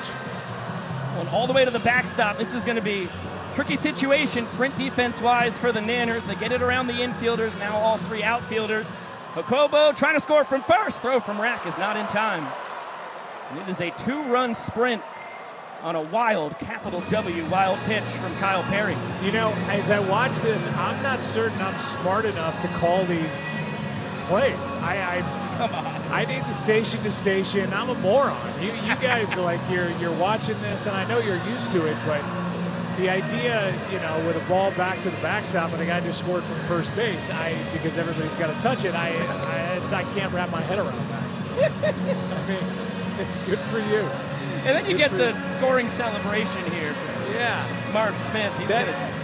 That's what I love, is the interactive kind of fan experience and guys walk in the crowd before the game starts. And it's just, people come here to have a good time. Now, with all the guys that you've had the pleasure to be around in Major League Baseball, are there any particular guys who you think could do something like this and crowd surf? The name that jumps to mind is Kevin Millar. Yeah. Boston, Millar would have been all into that. It takes a certain mentality, but I think when everybody shows up and they know that that's the deal, that's what you're supposed to do, I think we all get into habits, and I feel like big league ball players are a little bit more standoffish. Good poke by Bryson Bloomer. Reese Alexiadis running out of room. Foul ball, 2-2 count. Yeah, I think they get it, and these guys want to do it. Nobody's scared of a microphone. Nobody's scared of a dance move. Nobody's scared of the crowd surf. And that's what keeps these people filling stadiums all across the country. Count full on Bloomer. Kyle Perry known for his control. A little erratic here in the top of the fourth. And he'll give up another sprint. So this will score Hampton from second easily. Bloomer is going to take a trot to first and not test the Nanners sprint defense. Now a 4 spot for the Party Animals. Okay, starting to get it. It's getting there, right? Starting to get it. Guy at second, there's a walk, there's no chance. You can't throw him out, right? Can't throw him out. There is no chance. Runner in scoring position, you throw 4 balls, that guy scored. Yeah. That was a strike. Bell-tie fastball.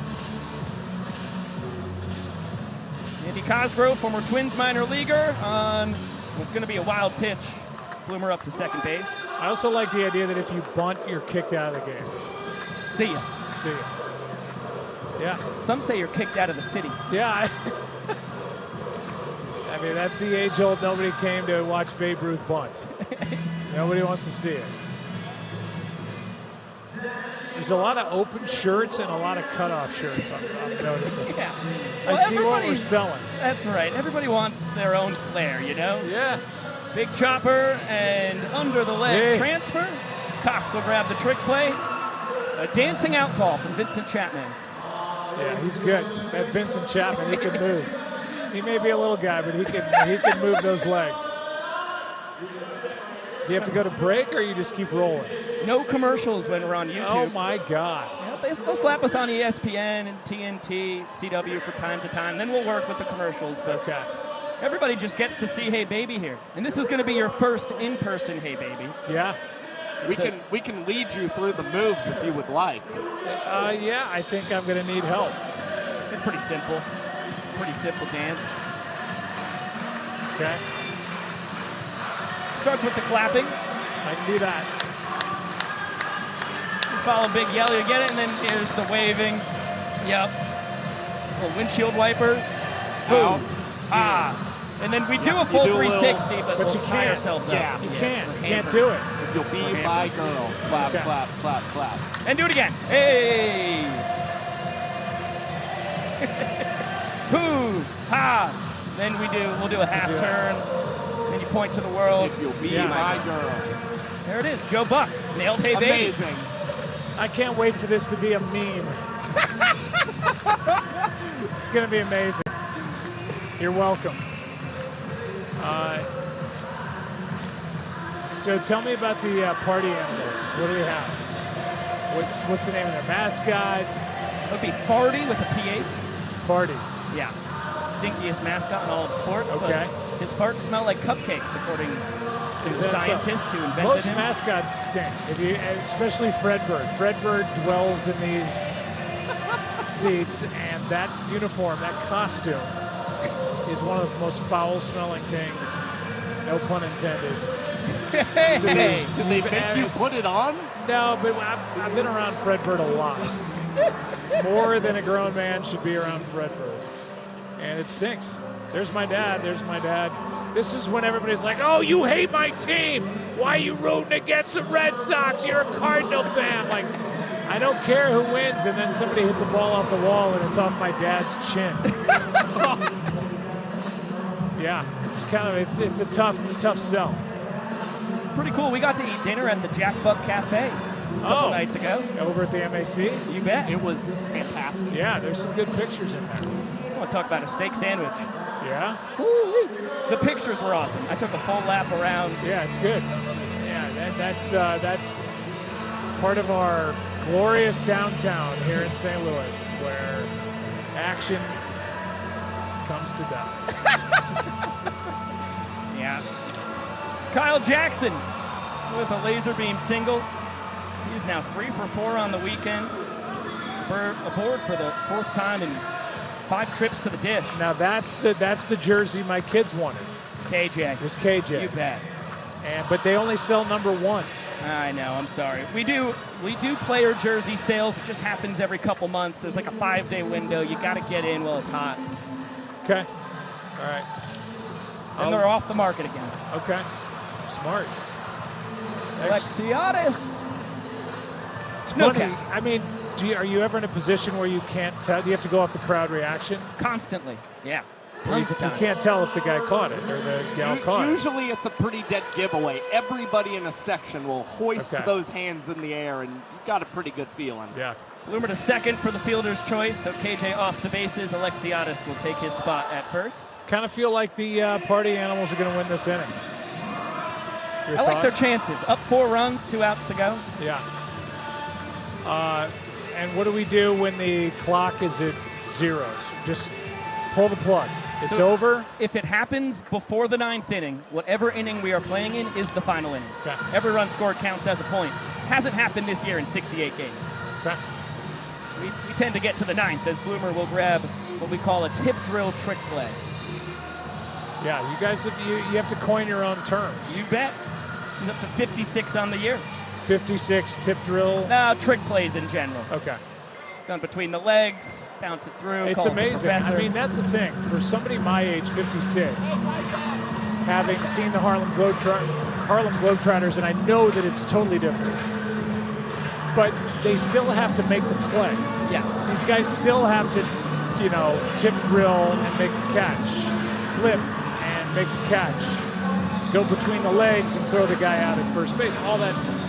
And just like the Globetrotters, you still have to make the half-court shot. You still have to drain the crazy 3. Right. So these are really talented, great ball players that somehow just are indoctrinated into this entertainment life, and it's awesome to see. I mean, I know these players are good. 100%. What makes it so special for us, a guy like this, Ty Jackson, spent 2 years on the summer collegiate Bananas team, which was playing baseball in the Coastal Plain League. Now this is his second year on the professional Savannah Bananas banana ball team. It was a pipeline back in the day when the CPL Bananas still existed. Ty tripled his first time. Poked the ball to the right field wall. So the Nanners chasing 4 runs. Man aboard, down to their final out here in the 4th. Dalton Ponce trying to put the Party Animals back in front in the all-important points department. What is the Nanners record? The Bananas this year are 27-23. The Party Animals are 32-19. Beating up on the Nanners. Yeah. 22-16 against the Bananas this year. But the Nanners have won 8 straight. 6 of those against teams not named the Party Animals. It's been a key part of it. Another chance for the fans. Clean catch!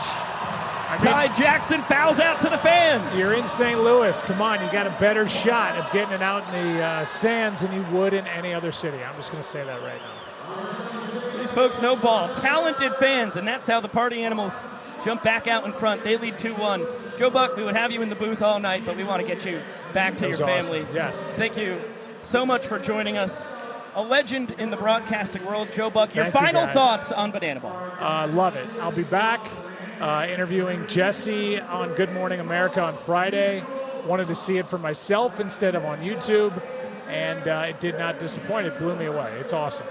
It's exactly what baseball needs. Thank you so much, Joe. Really appreciate the time, Thank man. you. Thank Joe, you. thank Appreciate you. it. And best of luck with everything on ESPN Thanks. as well. You guys too. Thanks. Love it. Joe Buck back to the suites, and we'll get it back down to the field. We're going to get a bunch of guys dizzy down there. Let's see what happens. Hit it, Shark. Oh, there they go. All right, they are spinning.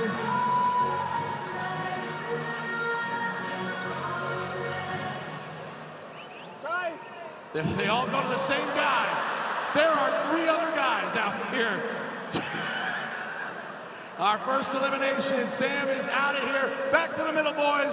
Back to the middle. Heads on the bats. Let's start spinning in 3, 2, 1, spin. Go, go, go.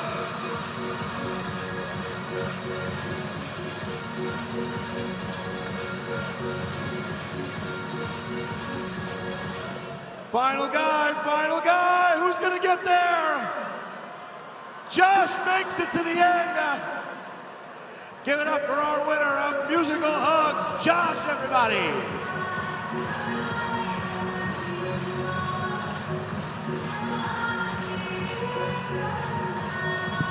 Correll Prime, the new man on the mound. We bid adieu to the folks spinning in circles and say hello to the Colorado Rockies 2014 Organizational Player of the Year.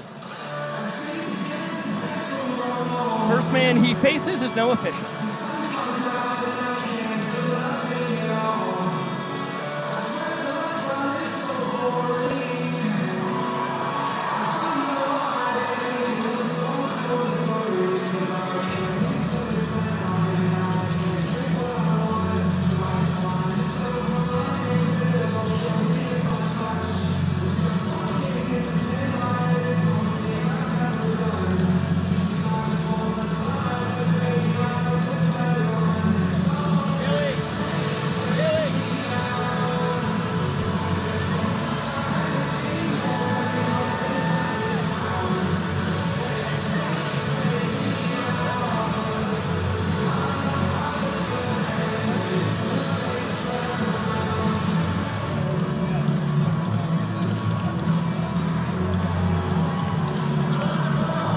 Noah Fisher walk-ups are something to celebrate. A guy who grew up making music videos for school projects, dabbled in the child acting game. Check out his IMDb. And a heck of a ball player. 0 for 1 on the night. Had the inning-winning RBI ball 4 sprint back in the first. look out for the 5-pitch mix from Prime. Everything moves. That one just barely foul. Fastball, sinker, cutter, slider, change from the 6'5" man out of Bradenton, Florida. Yeah, Prime finds himself one of 4 Bananas pitchers with 50 or more innings tossed this year, and has a 3.60 earned run average since the beginning of June, despite having the same amount of sprints as he has strikeouts, 5 apiece. Yeah, Prime's gone 5 straight outings without allowing an earned run. He's really finding his groove in the banana ball pitching world. Talked to a lot of guys who have gotten to hit offense, and it's just so tough when everything moves. The sinker bites hard down and in on righties. The slider goes the exact opposite direction. And there you see it. 2-seamer, nasty, freezes Fisher. Well, great pitch on the outside corner there against Noah Fisher. Was probably expecting that slider yet again from Corral Prime, and you see him absolutely freeze Fish. The body language says it all. He knows he should have swung at that one. And Jason Swan in an 0-1 hole. He's popped into a trick play and fouled out to the fans so far tonight.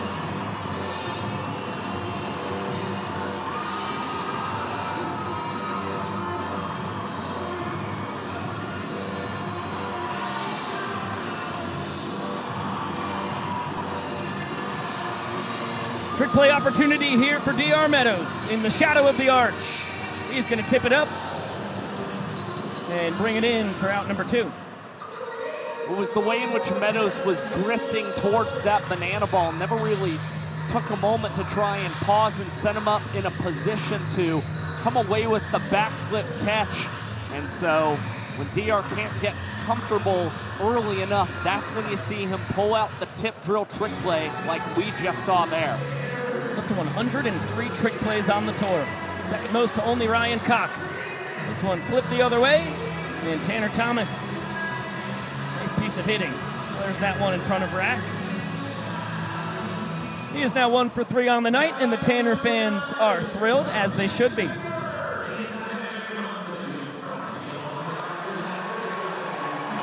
So Thomas aboard with 2 down. And Dustin Baber, a perfect 2 for 2 on the night, 3 for 5 in the series. With the ball for sprint, looking to stay red hot. And seeing if down in a beer will help his chances. Well, he's already surpassed his RBI total from the 2023 World Tour in 18 fewer games, 2 seasons later. Baber really having that career year offensively, 6 home runs, the most he's ever hit. Now he tries to see if he can do some more damage, and he loses the bat. Baber, we got to check if he's all right after that beer chug. Thankfully, everybody all right in the Party Animals dugout. That thing went flying. Nobody any worse for wear. Well, Baber's having a little bit of an offensive renaissance here. He's always been a glove-first guy in his banana ball career. It should not be surprising that he can be this deadly at the dish. He's a career .307 hitter across his 3 years at North Carolina A&T. A lifetime .384 on base percentage, and now is a perfect 3 for 3 tonight. And this guy is on a tear. And he's back to batting above 300 after beer chugs this season as well. What also shouldn't be lost for Dustin Baber is something that he does very well that you can only do in banana ball. He's posted 3 straight seasons with 4 steals of first for the Party Animals. Yeah, he's the only guy in the sport who can say that they have stolen first at least 4 times in 3 straight years. He will give way to the speedy Mark Smith. Party Animals designated runner out on the base paths for the 2nd time tonight. You can pitch run 1 time every trip through the order when you're the designated runner. Ball and a strike on Bronson Ballhome. Make it 2-1 on the Animals catcher. He's robbed of a knock his first time on a great play by Jackson Olsen. Worked a sprint an inning ago. And now is 1 bad one away from Prime from earning another. It's one of those funny things about baseball and banana ball. Just can't predict it. Bronny had no sprints coming into this weekend. He got his first of the tour last night. He's got his second tonight. Now he's threatening to grab another. Prime! Oh, he had Tanner Thomas dead to rights. Throws the ball into center. Meadows has a cannon. The throw home. In time. DR there to save the day. And it's a scoreless inning for Correll Prime with a thrilling finish. Certainly an unconventional way to end the top of the 5th inning. And despite that throwing error from Correll Prime, it is awfully surprising. The Party Animals gave Tanner Thomas the send home against DR Meadows, who had the opportunity to throw that ball from shallow center field. And it is another outfield assist for the Doctor and a big scoreless inning for the Savannah Bananas. I mean, this is the 39th battle between the Party Animals and Bananas this year. You would think that the Animals would learn to not run on the Doctor. David Ray Meadows claims another victim at home plate. It's remarkable, a lifelong infielder. Played a little left field his first year of junior college, then was in the infield for the rest of his collegiate career. Was in the infield summer of 2022 with the Bananas, primarily at second, played a good amount of third as well. But the Bananas infield was jam-packed going into the 2022 summer series. We had room in the outfield. DR, just that special of an athlete. Made the transition to center, and obviously he has not given up that spot since then. And let's get it down to Brett Helton.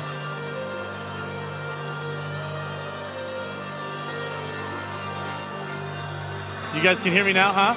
We've got you loud and clear. Helton. Andy Cosgrove, I want to ask you a couple of questions. First off, your advice. Really good. You've been good all season.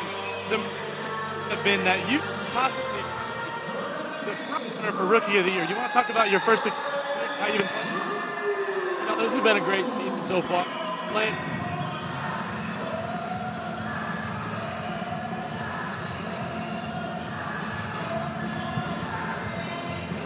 And because of that, we're in a great position. I've played pretty well overall, I think. I've had some luck on my side, but I feel good about the season. I just feel really good about this team, though. I totally agree. And going into this series is pretty much the last time we're going to face the Bananas all season. What's that feeling like? We kind of knew them only for the first little bit, and now we got some new guys showing up. What do you think about not seeing any more yellow flow in a while? Well, I love playing the Bananas because I love beating them. It's one of my favorite things to do. And we just have this rivalry, which is why it's really exciting. And I think they're a little bit tired of seeing us. I'm sick of seeing them. So even though I love playing with them, I'm ready to get them out of here and go play the other boys for a little bit. Definitely. Now, the most important question of the whole night, what did you think about the Love Island finale in this season? Sucked. Sucked. It was just terrible. The last, really the whole season was bad. From the start, Jeremiah got played. There was so much toxic masculinity. The girls were mean girls. It was just horrible, honestly. So, you think Love Island is better outside of this country? Absolutely. Go watch Love Island Australia season 5. There we go. All right, boys, there you got it. The potential Rookie of the Year candidate right here, Andy Cosgrove, our beloved catcher. And we're going to send this right back up to you guys, Biko and Josh. What do you got to say? I love you. Back to you guys. Love you guys too. Thank you, Brett. Thank you, Andy Cosgrove. Alex Ziegler pinch hitting here for EJ after Rack punches out looking against Peter Holden, who has really rounded into form. 1-1 count here on Ziggy. Holden, 6 out of his last 7 appearances out of the bullpen have been scoreless. He is turning into the dominant 2024 Peter Holden we saw. And he averaged 3 outs in 3 minutes and 47 seconds in June for the Animals.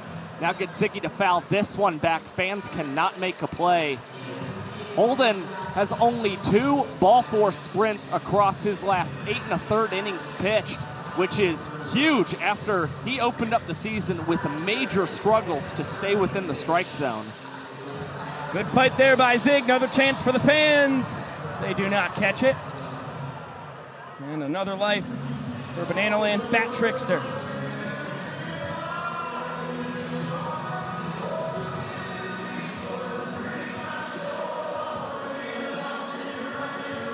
There's one funky cat on the bump. Showing off some trick play ability. That was sweet before the fastball sailed up and out. Well, that's the right time in banana ball to ever try trick pitches like that. When you're ahead in the count, you've got a ball or two to play with. And Holden appears will not try it a second straight time as Ziggy lines this one out to left field, and Noah Fisher will tip it right into the jersey for another trick play tonight for the Party Animals, their 5th of the ball game. First for Fisher. He's got a trick play in back-to-back nights in left. Make it number 2 on the night for Noah Fisher. Pair of tip drills, and now Peter Holden has to get through Danny Hosley. Trying to hold a 1-point lead. Noah Fisher, what do you got this time? An old-fashioned catch. Peter Holden, terrific once again. That is now 7 out of his last 8 outings that have been scoreless. He is in a groove. And the Party Animals pitching looking awfully dominant tonight. Only 4 hits allowed to the Bananas, one of which was an extra base hit. They maintain the lead, and now the Bananas give us the player dance.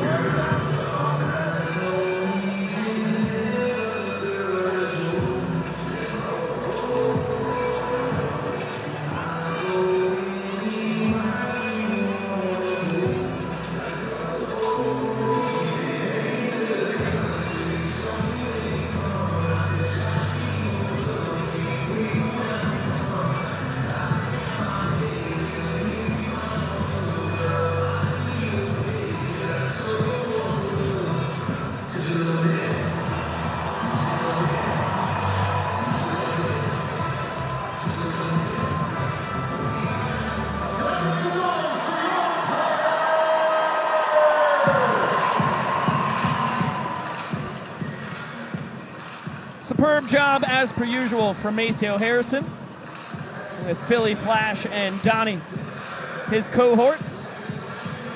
Pretty good view from the brew house. It's across the street. That is not inside Busch Stadium. Got this outstanding ballpark district out beyond left and left center field. It's made for one of the best plazas in banana ball history. Really cool spot. It's what the Battery was modeled after in Atlanta.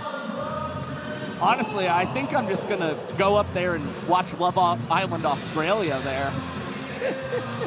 I feel more and more urged after what Andy told us. You know, I am dying to watch it. Love Island Season 5, as he said. I believe he touches down episode 7. You can fact check me on that.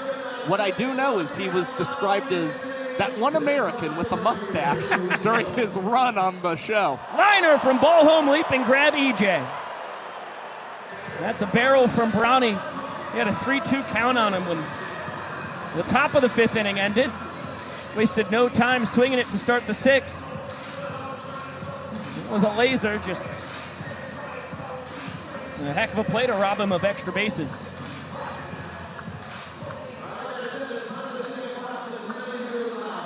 Now Mike Vivacis will dig in. 1 for 2 on the night.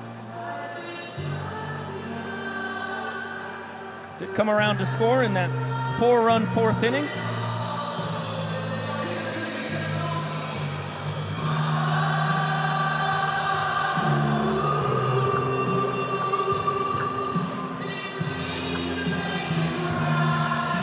Doesn't bite on the slider. That was a heck of a pitch. Baba didn't even dream of offering up. Spits on another bender.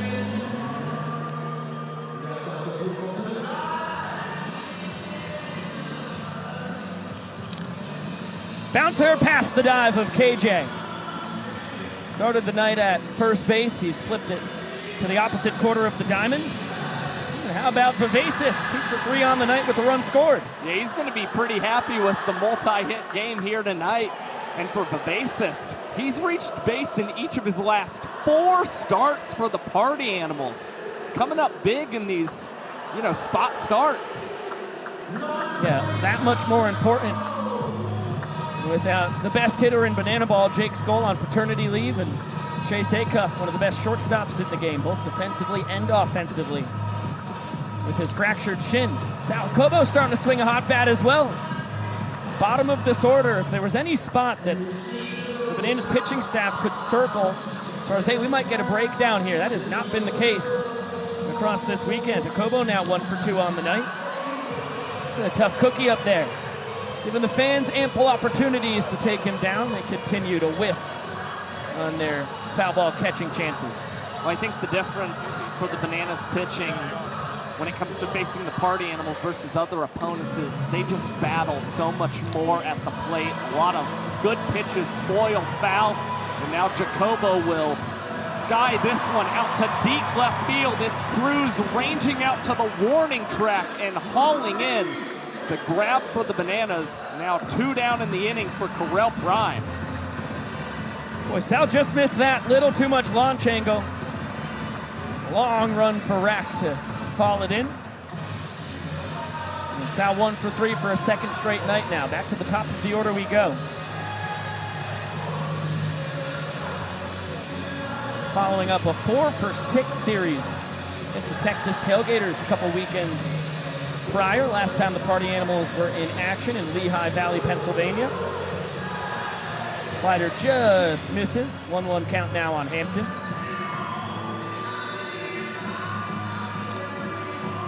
And a heck of a piece of hitting. It's going to bounce in front of his counterpart in center.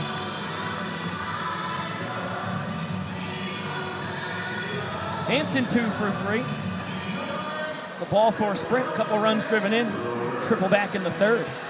With those runs batted in tonight for Hampton, he's got 16 runs batted in his last 15 games for the Party Animals, and has a 7-game on-base streak intact as well.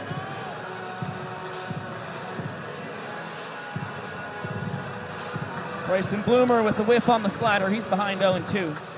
Yeah, pretty cool when your leadoff hitter has 45 RBIs on the tour, 3rd most overall. This Lightning continues to show he's one of the best to ever do it in Banana Ball. Bloomer for his part, working on a 1-for-1 night. Driven in a couple runs, a sprint, a single, and now Ryan Cox is going to pick up a trick play on him. Good job by Prime, bearing down. That is 2 scoreless innings for the former Rockies minor leaguer. And he continues to hold the door for the Nanners as you get another look at the trick play from the glove magician. Once again, for a second straight inning, Nanners just need 1 run in the bottom half of the inning to tie this game. But for now, we get a sheet race. Light blue out to an early lead. Green, having some trouble with the sheet. Yellow kind of getting bogged down in the muck as well. Brown out in front now. Heck of a job. I have to commend light blue. Lost one of the limbs popping out of the sheet, able to get it back in, pump the brakes. Green takes a tumble. Now trying to get back into the sheet. Excellent work, guys. Everybody playing by the rules. Brown and light blue, neck and neck. Yellow and green trying to gain some ground. It is a 2-man sheet race coming around the last turn. Blue has lost one of the legs. They have to jump over Party Animals. Blue's gonna come out in front, but Brown gets the victory because all 4 limbs were in the sheet the entire time. That is a clear victory for Brown. Blue will get second, then yellow and light green. I'm telling you, you've got a career after broadcasting is over, and it's just being a referee for sheet races. The world's tallest hitter, Dakota Stilts. Brenton.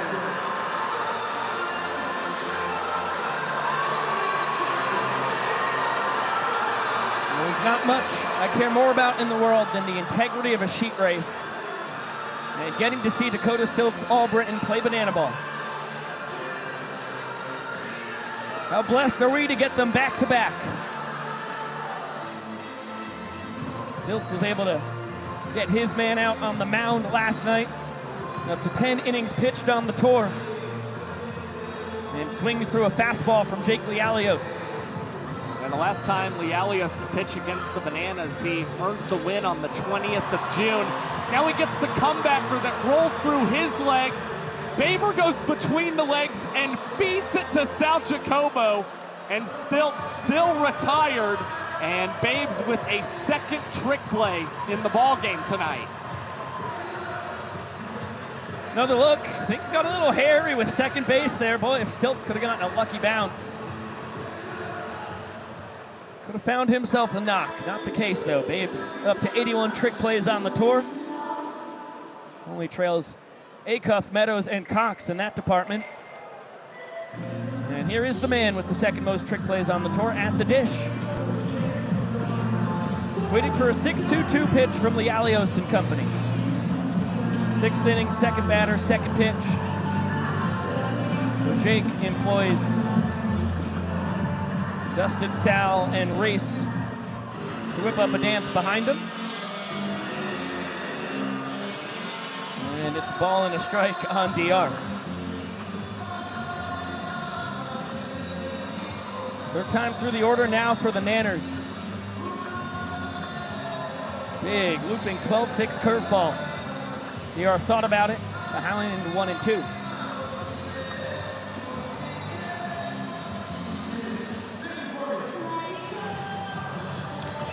Off the end of the bat, Jacobo between the legs, bobbles it, takes it off the bounce. DR hustling all the way.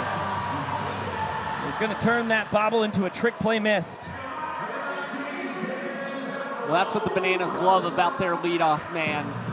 Regardless of how DR hits the ball, he's always hustling out of that box extremely well. And you see him definitely not giving up on that play, and knowing that a rookie was over there at shortstop, couldn't quite come away with the trick play. And now Meadows on, and he's also currently the Bananas leader in stolen bases this season, 14 of them for the Doctor. Yeah, he's one sweat bag ahead of Malachi Mitchell, their designated runner. It'll be a fun race to see which one of those guys comes out on top when it comes to swipe bags.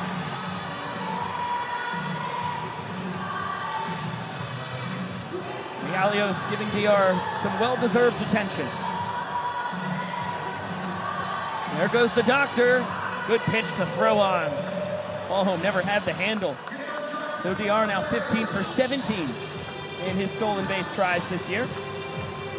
An inning-winning run into scoring position. Dan Oberst 1 for 2. But the one out that he hit into ended up being an inning walk-off in the third. DR off again. Dan bounces this one to the right side. Fielded between the legs. Baber, it has DR in a pickle. Oberst is going to get up to second. Meadows is trying to escape. Bloomer tracking him down. Flip to Swan. Tag in time. Oberst, excellent base running. Goes all the way from home to third. And the Party Animals able to avoid a disastrophe.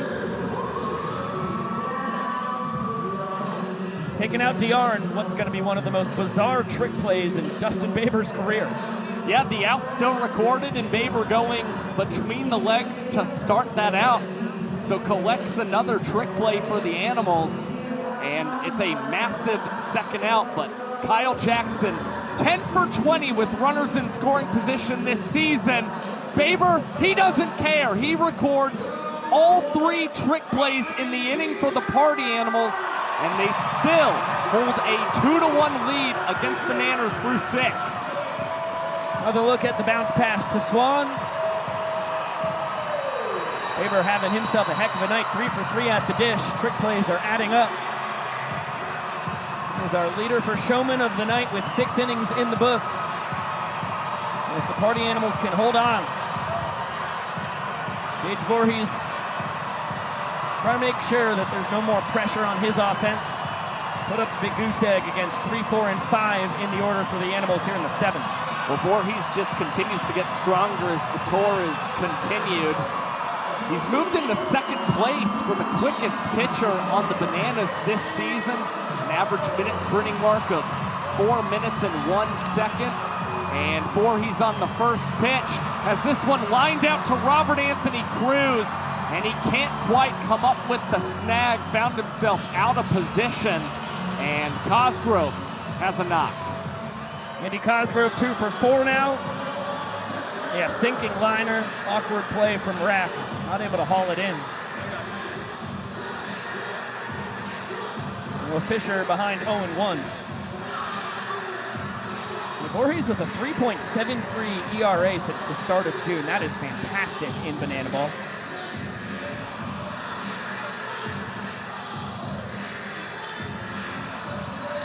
Eric Jones Jr. giving this a long run. Nice attempt, never had a chance. Look out, Noah Nisnik.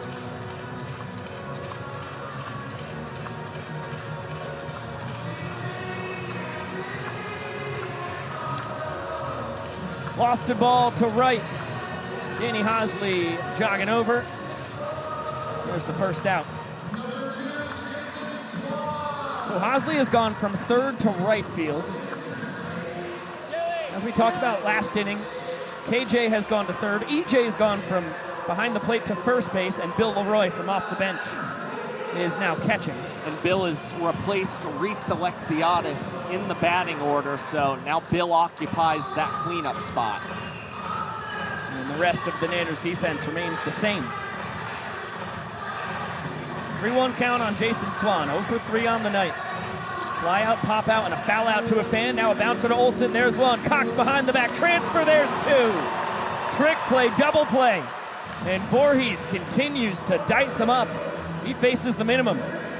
Great inning for Gage Voorhees in a 1 minute and 45 second inning for the righty, the 7th sub 2 minute inning of his season.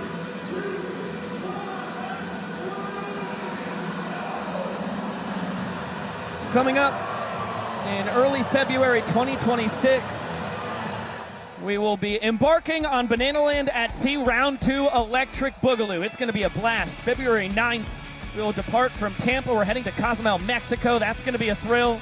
And it's just such a cool environment. Dance parties with players and cast members alike. Karaoke every night on the ship.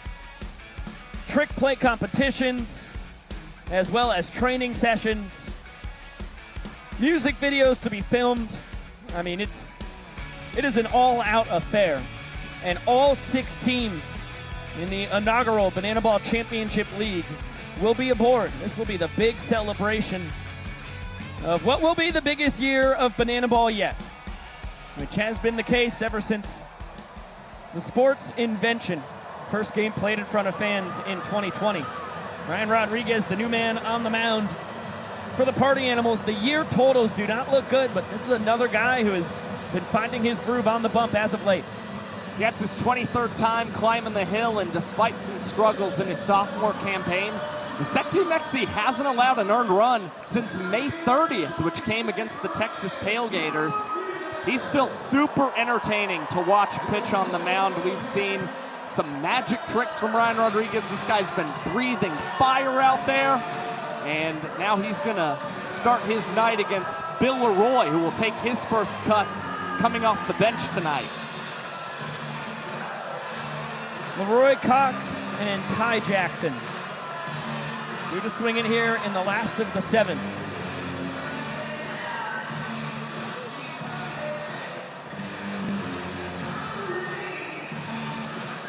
And Leroy off the bench, swinging at the first pitch. Into the upper deck, not caught by the fans. Bill's good buddy Cowboy Kyle started the game on the mound for the Nanners. They go back to the University of North Georgia days and have shared these past 8 years in Banana Land together.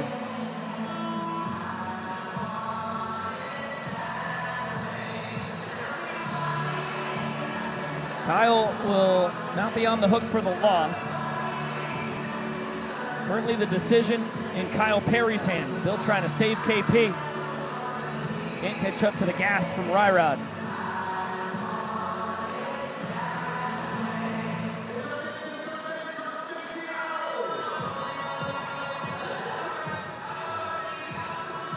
What a take. Vincent Chapman says Bill was able to hold up. Slider had some serious bite. Roy thought better of it. That's always been the out pitch for Ryan Rodriguez as well. And with the count at 2-2, wouldn't be surprised if Rodriguez doubles down on that slider, which he does, and can't quite get that one to stay up in the zone. So payoff pitch coming from the kid out of Newhall, California, with the pride of Dublin, Georgia at the dish. Swing and a foul tip. Bill just able to get a piece, and Bronny not able to squeeze it.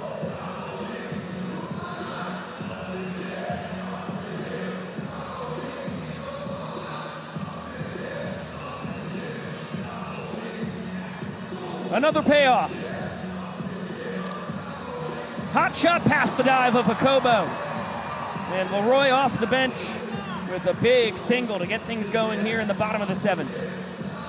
Impressive 7-pitch battle from Bill, and now he'll be taken off the bases for Flash the Kid. Ryan Cox, specialty walk-up. What do we got?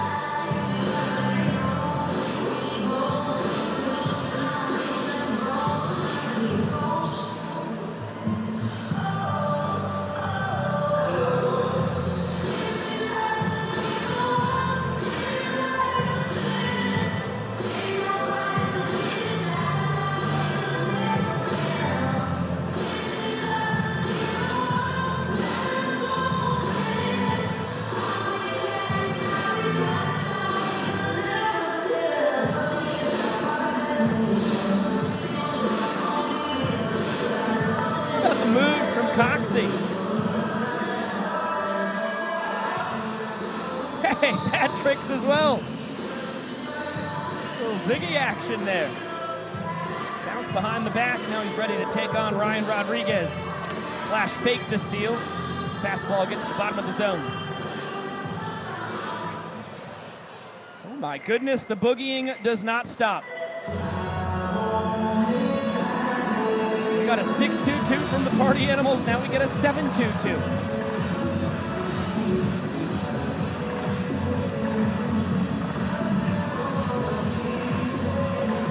I want it that way remix.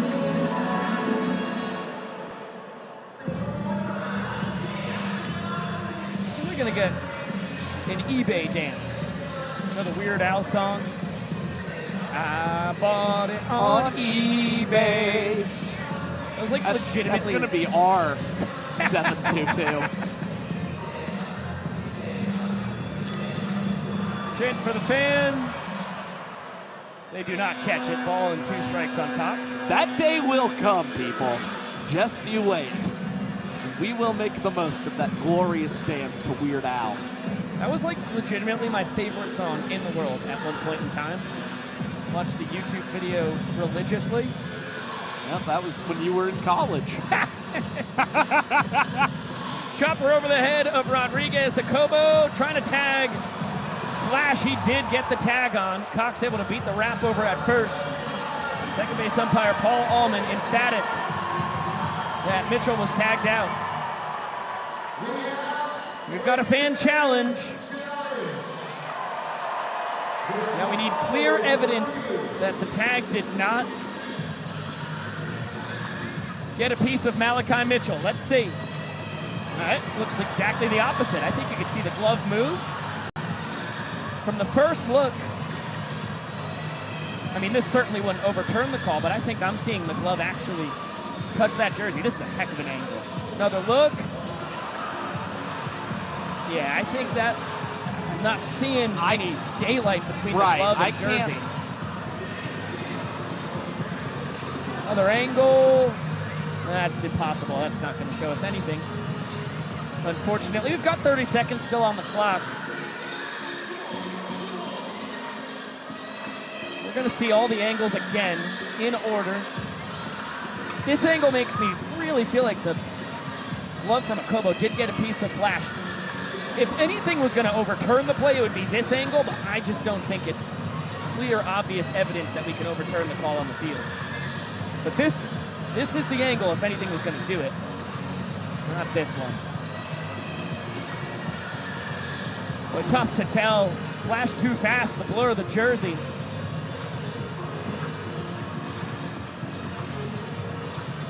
I can't overturn this personally. I think it stands.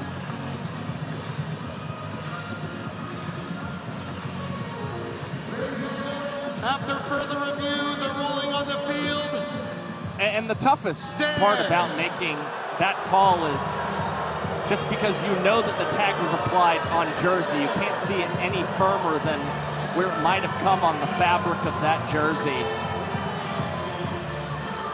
So the call stands for the Party Animals. They grab the out, and Cox replaces Mitchell on the bases.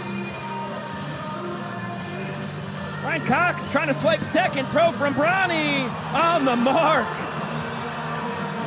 Cox gunned down. It's the first time he's been caught trying to steal a bag in 4 attempts this year. We got another look.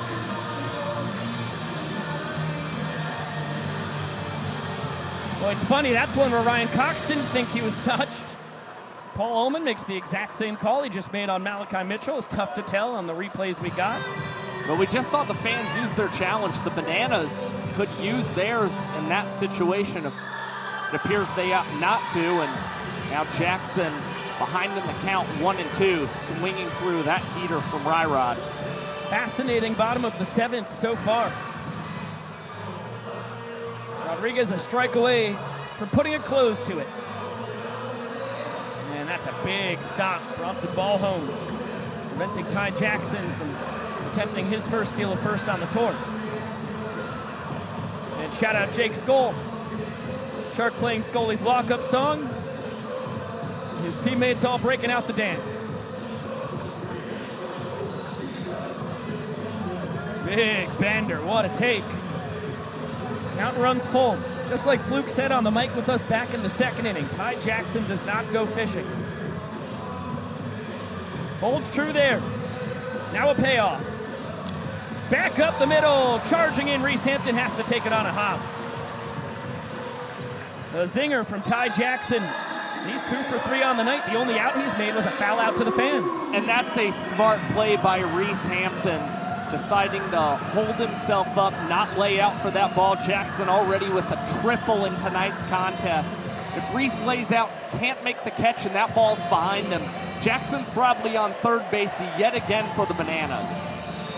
Battle between California kids starts with that big looping 12-6 curveball. Cut on and missed by Rack. Fontana, California, born and bred. Gets the same pitch, same result. He's behind 0-2.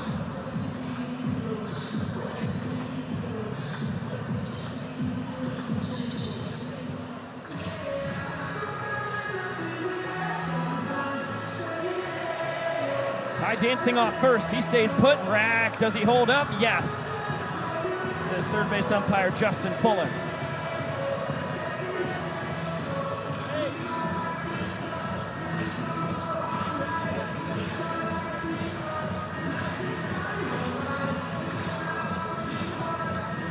What a spot here for Sexy Mexi. There goes Ty. Fastball's outside. Ball home, another strike to second. But Ty has it swiped. Got a killer jump on Rodriguez. It's his 8th steal in 9 tries this year. Inning-winning run into scoring position. Another look.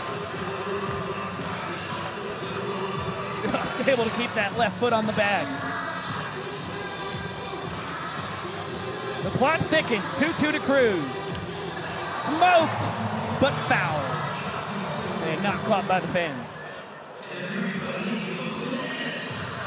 Rack putting up a pretty good battle here against Ryan Rodriguez, about to see a 6th pitch.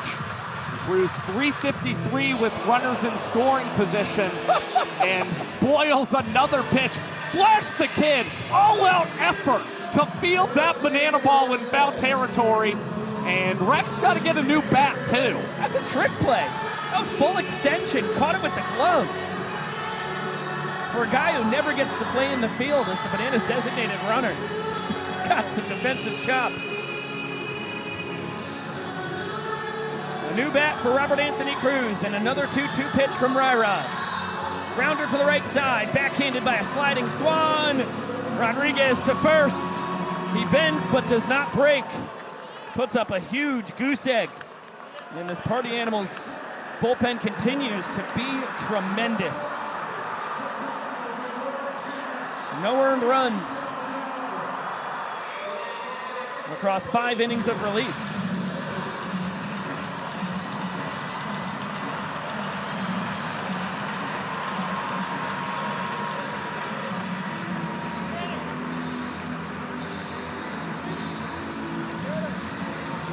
2 innings to go. The Party Animals lead 2-1.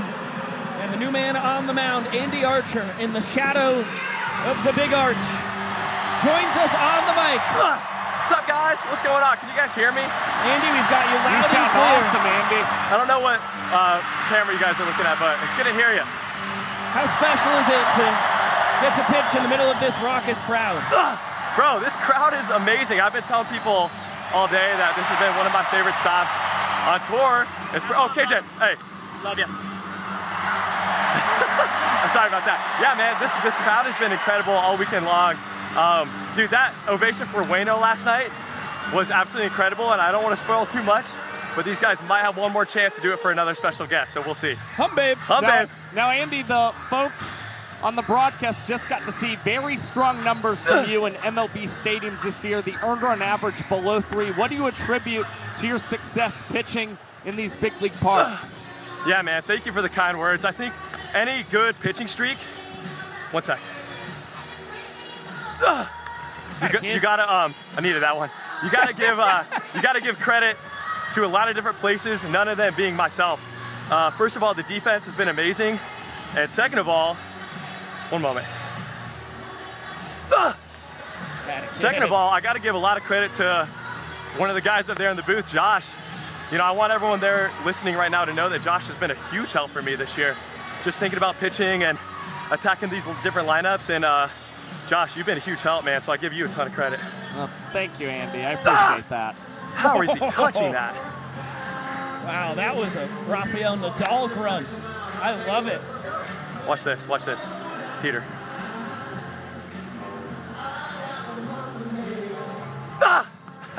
Look out. What's the count? Full. Oh, no. Yeah. No, Tanner, fan. No, Yes! what a catch! Oh my God. In the upper deck, barehanded, beautiful snag. What a catch, dude. Nice catch, dude. That is going to be a wild way for Tanner Thomas to remember his 200th straight start for the Party Animals. The game where he fouled out to a fan in St. Louis. Dude, what a catch. Did you see him spear that? It was nasty. Man, that's 2 hands, clinical execution right there. What do you guys got on that? How about this? All 5 foul outs to fans here in St. Louis have been barehanded catches. Oh, man. Was that barreled? Oh. Not barreled. Rack! That's a rack flip catch. Woo! Watch this. Third of the weekend. Ooh! All right, hey, absolute pleasure. Thing. Thank you guys again for the kind words. And Josh, I got to say it again, man, thank you so much for just, yeah, man, the amazing wisdom that you've shared with me this year. So thank you so much, man. Appreciate it. Yep, thank you, Andy. Great stuff tonight. Appreciate it, guys.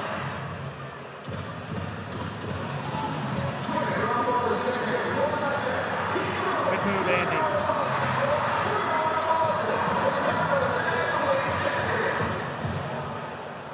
Now coming to pitch, a 2-time All-Star and your all-time saves leader, a Cardinals Hall of Famer, Jason Isringhausen!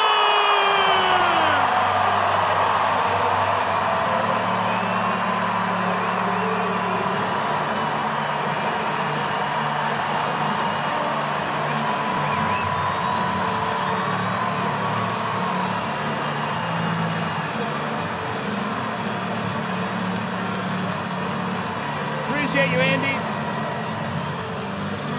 Andy Archer gives way to the St. Louis Cardinals all-time leader in saves, Jason Isringhausen. 300 career saves, 217 of those with the Cardinals across 7 years here in St. Louis. Yeah, he's a Cardinals legend, was inducted into the St. Louis Cardinals Hall of Fame in 2019. Well-deserved. And of course, when the Cardinals reached the World Series in 2004, Isringhausen recorded 47 saves that year, tied for the 3rd most in a season for the St. Louis Cardinals.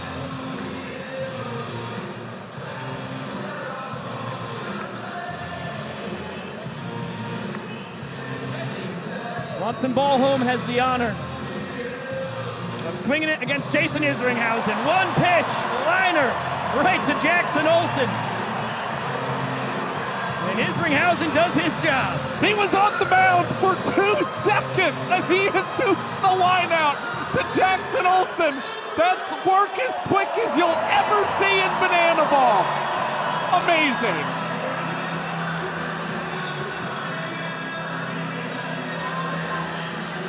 These two crowds here in Busch Stadium have been just unbelievable.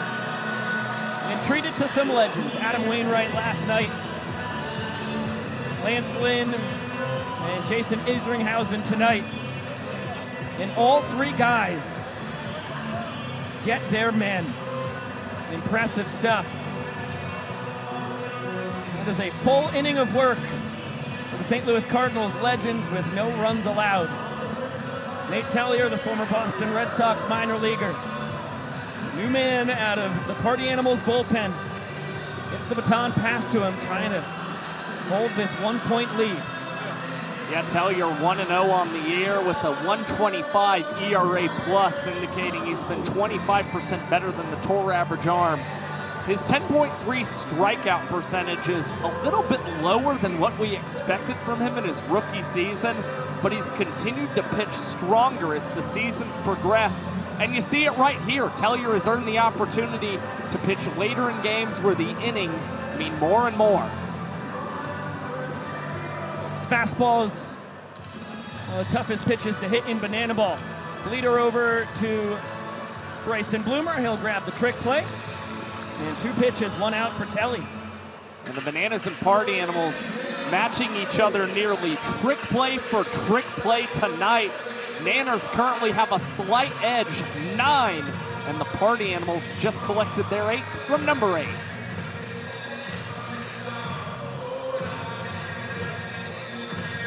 First pitch just misses below the knees to Danny Hosley. Worked a sprint, scored the inning tying run back in the 3rd. Jackson Olsen lurking on deck. As this one squibbed up the first baseline, it's going to stay foul. Telly makes sure that happens.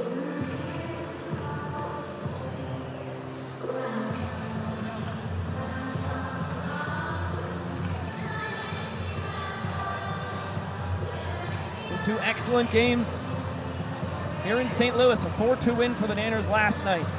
Party Animals pitching staff has been immaculate tonight. 0 earned runs. The 2 runs that were scored in the second off pops, both unearned. A pair of errors. That's a linea. Danny Hosley sending that thing to the left field wall. We'll pump the brakes at second. Inning-winning run in scoring position with 1 out. Big knock for Danny Hosley. His numbers have been a little bit better on the road this season.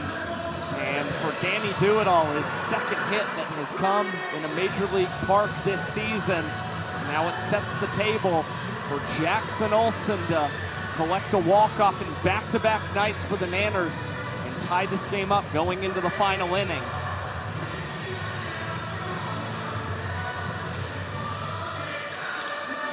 Chopper to the right side. 360 after the glove flip from Dustin Baber. Have yourself a night. Derek Ginger continues to dazzle both at the dish and in the field. That's his 5th trick play of the ball game. Get another gander. Might be his best yet. He's doing everything right tonight for the Party Animals, and that's certainly, in my book, his best trick play tonight. As D.R. Meadows, the leadoff man, skies this into the stands behind the first base dugout, but nobody in the crowd coming away with the inning-ending catch. Another chance for the fans on the very next pitch. They don't snag it. So another life for DR. He marks the 4th time through the order for the Nanners. This offense has been stifled by the Party Animals pitching tonight. The inning-winning run 90 feet away. Tally just misses the outside corner with the heater. See if he goes to the cutter, sweeper, or split change here on the 1-2.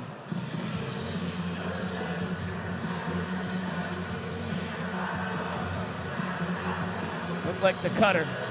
Obviously not where he wanted to locate it. And on the 2-2, this is where Kelly wants a ball in play or a strikeout. You do not want to go to 3-2.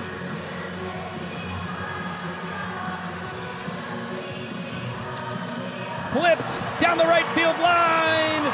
Fair ball. D.R. Meadows gets the bat head out, dunks it in, and we are knotted at 2 heading to our final inning. Well, if there's anyone who's going to come away with a hit like that, it would be D.R. Meadows, a pokerson into right field, and the Nanners finally able to get an earned run against the Party Animals tonight, and a big one. Knotted at 2 as we go into the 9th. A little yellow, here we go.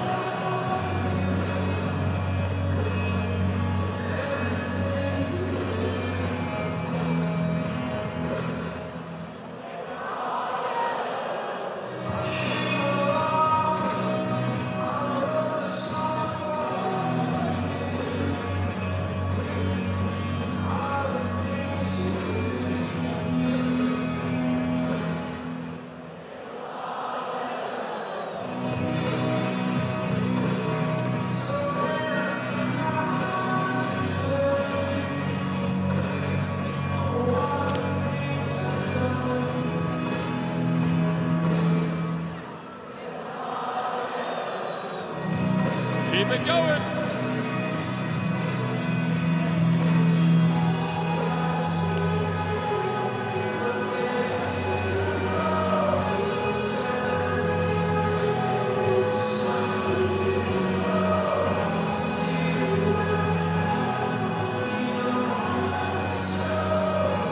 We love you so much, Banana Nation. Now let's go, Bananas!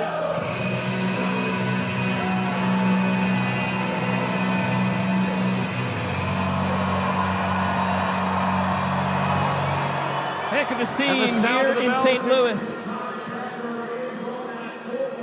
The Bananas trying to make it 9 straight wins rather. And a series sweep here in Busch Stadium. In our final inning, every run scored counts as a point. That hardly matters when you enter tied like we are tonight. If we remain tied when all is said and done, we will go to showdowns.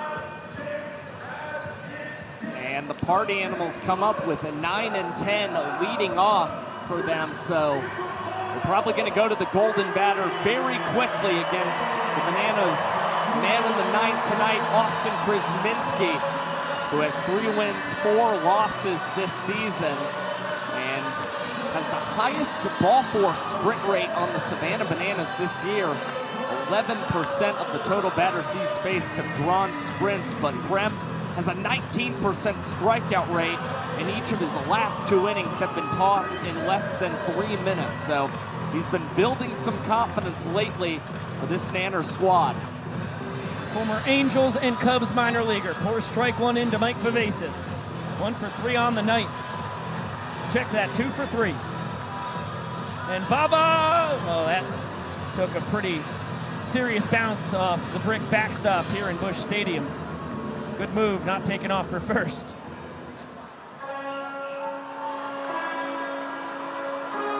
Fava with shades of the guy who was the most valuable player at Pasco Hernando Community College back in 2012.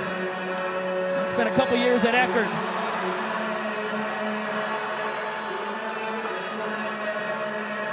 Career .843 OPS in D2 ball.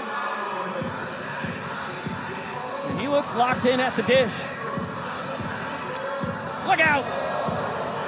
Ty Jackson hits the ground as Baba peppered that one right towards the Bananas dugout. Malachi Mitchell ready to throw up the fisticuffs. Another 1-2 heater just misses outside. Big league take with John Byrne behind the dish. Guy who spent 9 years umpiring in the big leagues. 3 of those behind the plate. Bender, that'll do it. Krasminski rings the bell with the front door slider.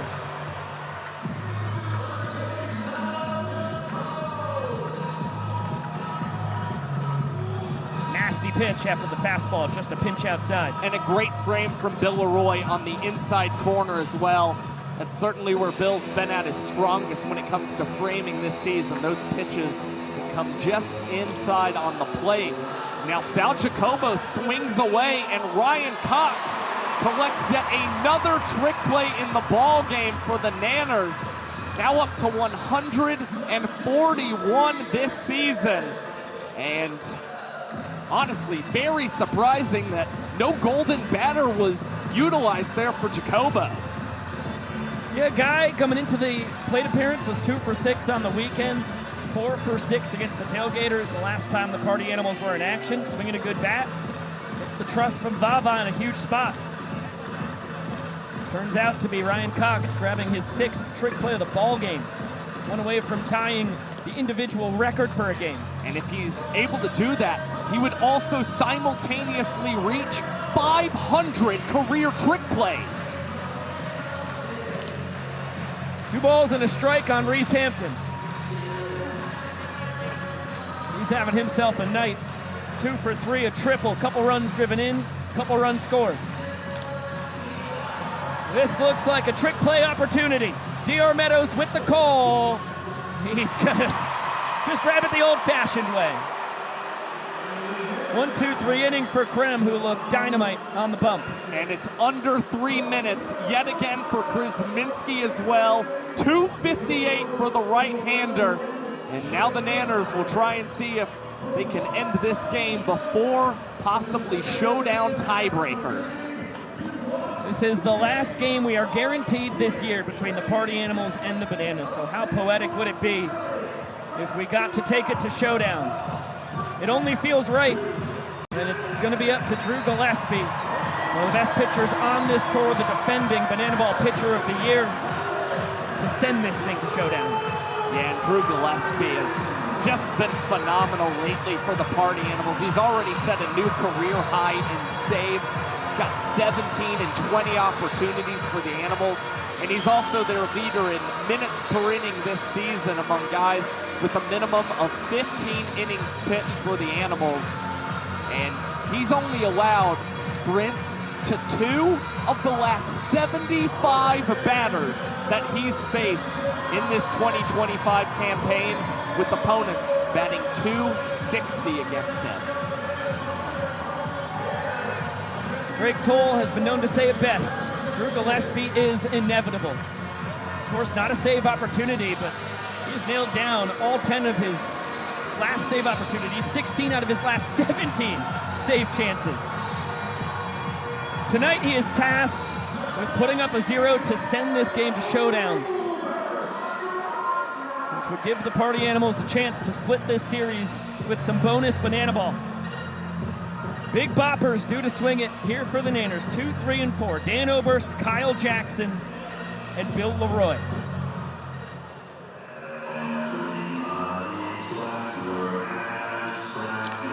Oberst with a shot, deep out to left center, out of reach for Noah Fisher. It's going to hop into the bullpen.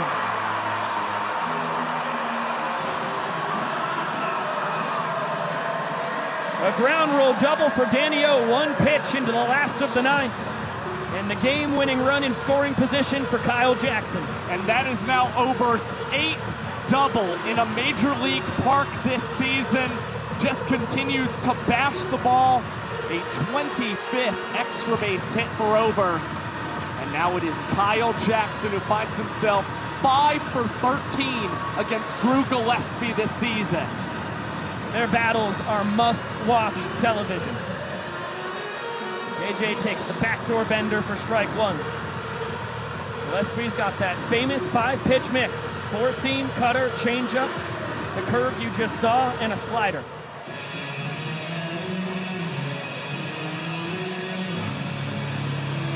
KJ fouls the heater straight back. No balls and 2 strikes.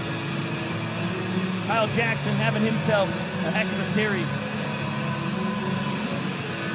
3 for 5 with a ball 4 sprint here in St. Louis.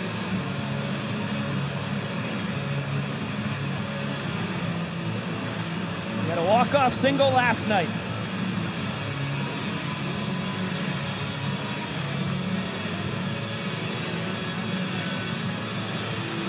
doesn't offer up at the high cheese.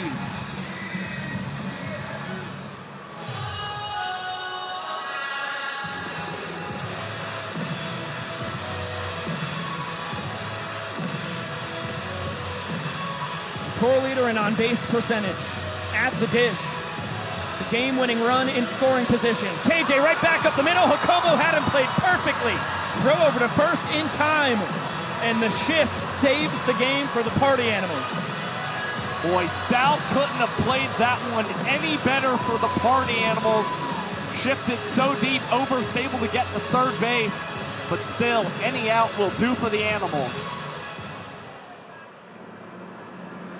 Ladies and gentlemen, the Savannah Bananas are invoking the Golden Batter Rule.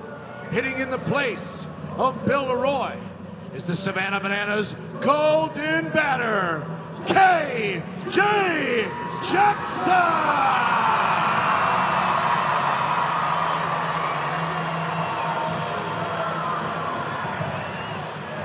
This is what makes Banana Ball so great. Drew Gillespie just got KJ to sharply ground out to his shortstop. Now Kyle Jackson back in the box. He has advanced Dan Oberst 90 feet closer. The game once again in his hands. Pickoff attempt to third. Gillespie throws it away. Dan Oberst is going to score the game-winning run on an E1. And the Nanners sweep St. Louis. They have won 9 in a row.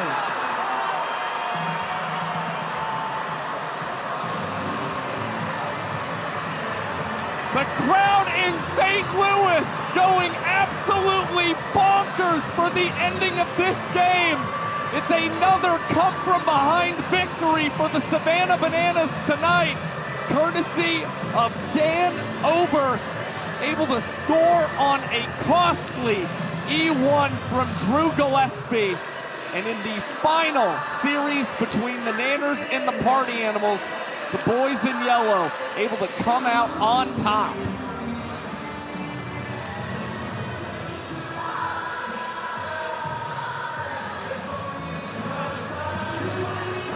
Dan Oberst, one of the heartbeats of this team. A guy who's been sending a Happy Gilmore gift after every one of these 9 straight wins into the team group chat.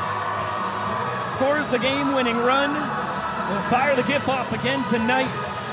He had the double to set it up. KJ got him to third. And then the errant throw from Gillespie closes it out. And Dan Oberst will be credited with the game-winning walk-off. He had the inning-winning walk-off in the third as well, 2 of the most bizarre walk-offs you will ever see. Yeah, and for Danny Barrels, we mentioned it earlier in the show, he's got walk-offs in 5 of his last 7 games for the Savannah Bananas. And you saw, he just able to do it all late in this ball game. A big booming double, and he's such a smart base runner. And you saw it on display, advancing on the ground out from Kyle Jackson, and then scoring after he saw the missed throw from Drew Gillespie. And I like the move from Gillespie and the Party Animals. You're trying to take the game-winning runner off third base with only 1 out in the 9th. He just yanked that ball. Bryson Bloomer never had a chance to get to it. And it ends up being a huge win for the Nanners. Our showman of the night, Ty Jackson, in a barn burner here, a 3-2 victory as the Bananas take both games in Busch Stadium. Yeah, it was a special night for Ty Jackson. Obviously gets a little overshadowed with the heroics from Meadows and Oberst in the last 2 innings, but Ty was really outstanding throughout this ball game. Of course, had a specialty walk-up in tonight's ball game that really stood out, and also had an awfully strong performance with the bat as well for the Savannah Bananas. First of all, you gotta see Ty just crawling up to the dish. Some Britney and then Spears. Wound up getting some powerful results with the bat. A triple against the Party Animals in the 2nd inning, and then tacked on a single and a stolen base in the 7th as well.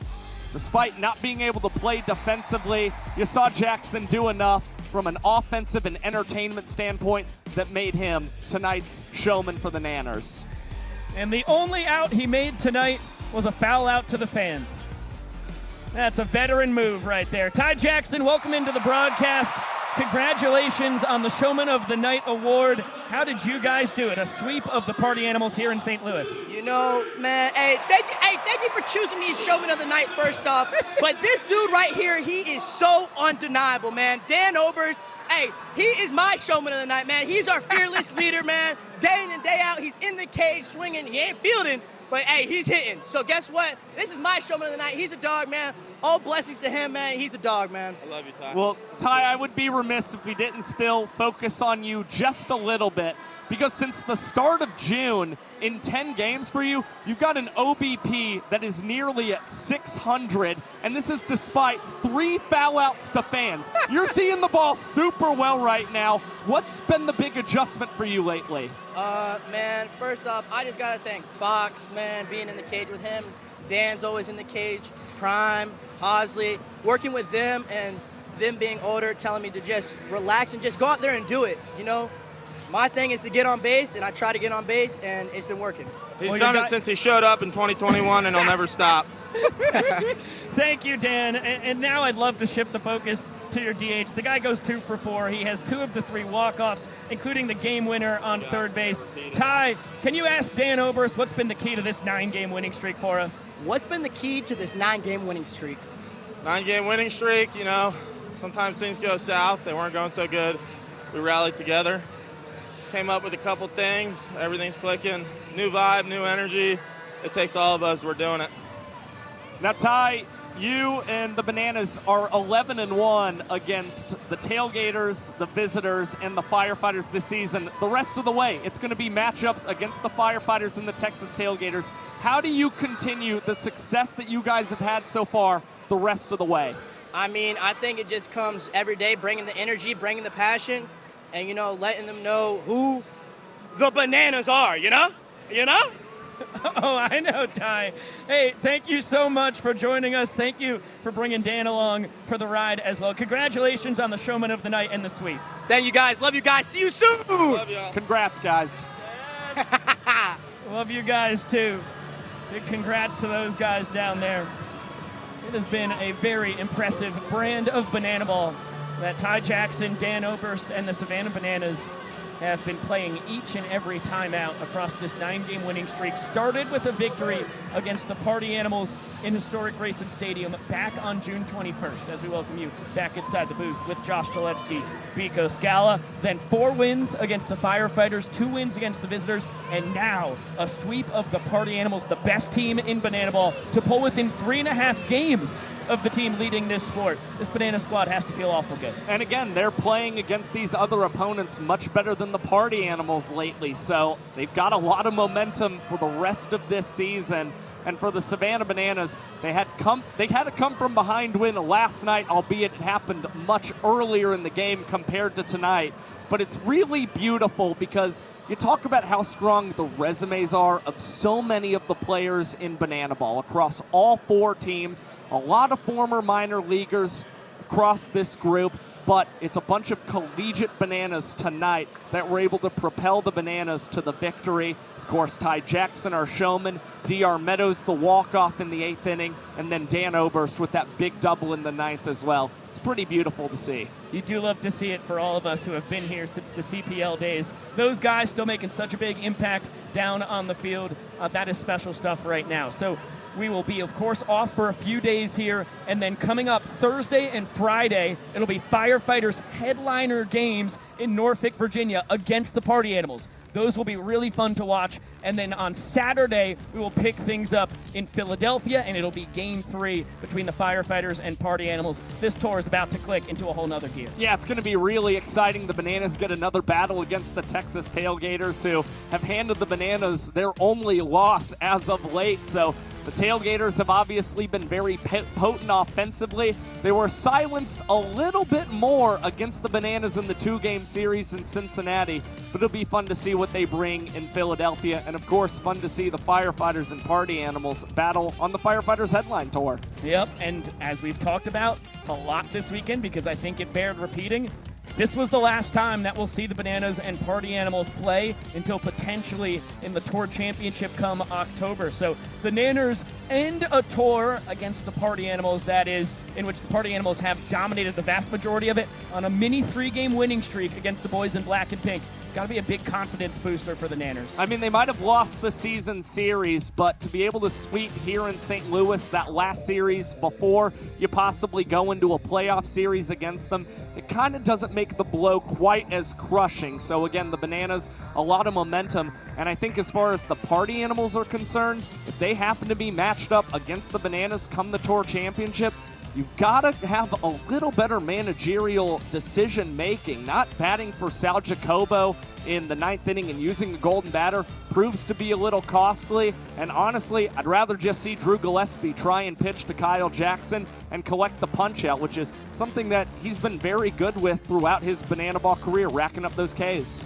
When all is said and done between the Bananas and Party Animals in the regular season this year, the Party Animals 22-17 against the Nanners. This is a really impressive, powerful Party Animal squad. They, of course, will be bolstered by Jake Skoll when he returns from paternity leave, and same with Chase Acuff when he is finally off the mend with his fractured shin. So, you know, it is a little bit of a depleted Party Animal squad that the Nanners were able to take down, and I will tell you, I've heard a few pitchers from the Banana side say that they like pitching to this lineup a whole lot more when Jake Skoll is not in it. So it will be a fully retooled Party Animal squad if these two teams do face each other again here in 2025. All right, we've got to wrap this thing up so our crew can get to closing everything down, but what a remarkable crew it is. First of all, a big thank you to the St. Louis Cardinals. They have been wonderful hosts for us this weekend. This is one of the best ballparks in all of baseball. The fans were unbelievable. It was a really special time, and because it is our last broadcast of the weekend, I've got to shout out our entire cast and crew here in the BTV world, starting with our people here in Busch Stadium and the Iron Horse of BTV, Emerson Elmgren, M-Doggy herself on the first base cam, right up with us somewhere in this vicinity up here on the high home. It was Sophia Peach, the best in the biz when it comes to that. Down on the third base camera, Emma Bates, an absolute professional. On the high first, Eder Vega. Love having that guy around. Same goes on the high third for Lexton Fowler. Now on the OTT cam, that's the guy running around and getting a camera right up in the face of Dalton Ponce. That would be Zacharias Bro the third. None of that is true. His name is Zach Bro. He is tremendous. On the low home, Zach Gutherman, Guthster, just superb as per usual. And on the center field and tight center field, some of our friends here from the Cardinals, Matt and Steve. We really appreciate you guys helping out for the weekend. Our stage manager was Jamie Ryan, and our on-site engineers, the Whizzes, the guys who know more about broadcast tech than is actually safe for a human being, Nick Keldy and Sean McCluskey. That is a dynamic duo that I'd put up against any broadcast engineers anywhere in the Northern Hemisphere. I don't know about the other three. Now, when it comes to our folks back in Savannah, dominating in the control room, our excellent crew there was directed by Chris Haynes for a second straight night, and our technical director, pressing all the right buttons at all the right times, Arch Pingle. Some know her as Pongle. Legally, it is Arch Pingle. On the graphics, Noah Harper. Superb work updating those all night long. On the scorebug, Mikey O'Connor. Same goes to you, my man. On the instant replay, one name. You know him. You love him. It's the Quansmeister Quanzi himself. And on the replay packages being created throughout the night, 2 replay ops. 2 replay ops! Thank you so much, Josh. Aurora, also one name. You know him. You love her. Aurora. On the audio, Gwen Giddo. She actually does have a first and last name, Gwen, a legend, as good as they come. And our control room engineers, not just 1, not 2, not 3, but 4 control room engineers. Yeah, well, 4 engineers, 4 too, engineers. here. Yeah, my bad. That would be overkill. Jump the gun. 4 control room engineers. I mean, gosh, was this a union gig? Griffin Ellis, tremendous, and Matt Webster, same goes for you. This whole thing does not happen without you guys, so we appreciate you so much. Our entire crew on site here, led by our producer, the man, the myth, the legend, Chad Reese himself. Thank you so much for Brett Helton helping out with some interviews down on the field. For Fluky and Archer getting mic'd up, we really appreciate that as well. For Josh Talevsky, Biko Scala saying so long for now. We will see you. Oh, gosh. Yeah, good call. See, that's why Chad Reese is one of the best producers you will ever have in your life. And thank you, Joe Buck, for joining us in the booth. That was a pretty special guest. That was pretty cool to have him in here in the fourth inning. In case you didn't see it, that's where you can go to get your fill of Joe Buck talking about Banana Ball, which was a thrill for us in Banana Land. Thursday night, Friday night, you've got Firefighters Party Animals on the Firefighters YouTube channel. That'll be a thrill. And then Saturday night, Firefighters Party Animals and Bananas Tailgaters from Philly. Sunday, we'll get Bananas Tailgaters again. 5 Banana Ball games this coming week. You absolutely love it. Until we see you in virtual Banana Land, we will see you later!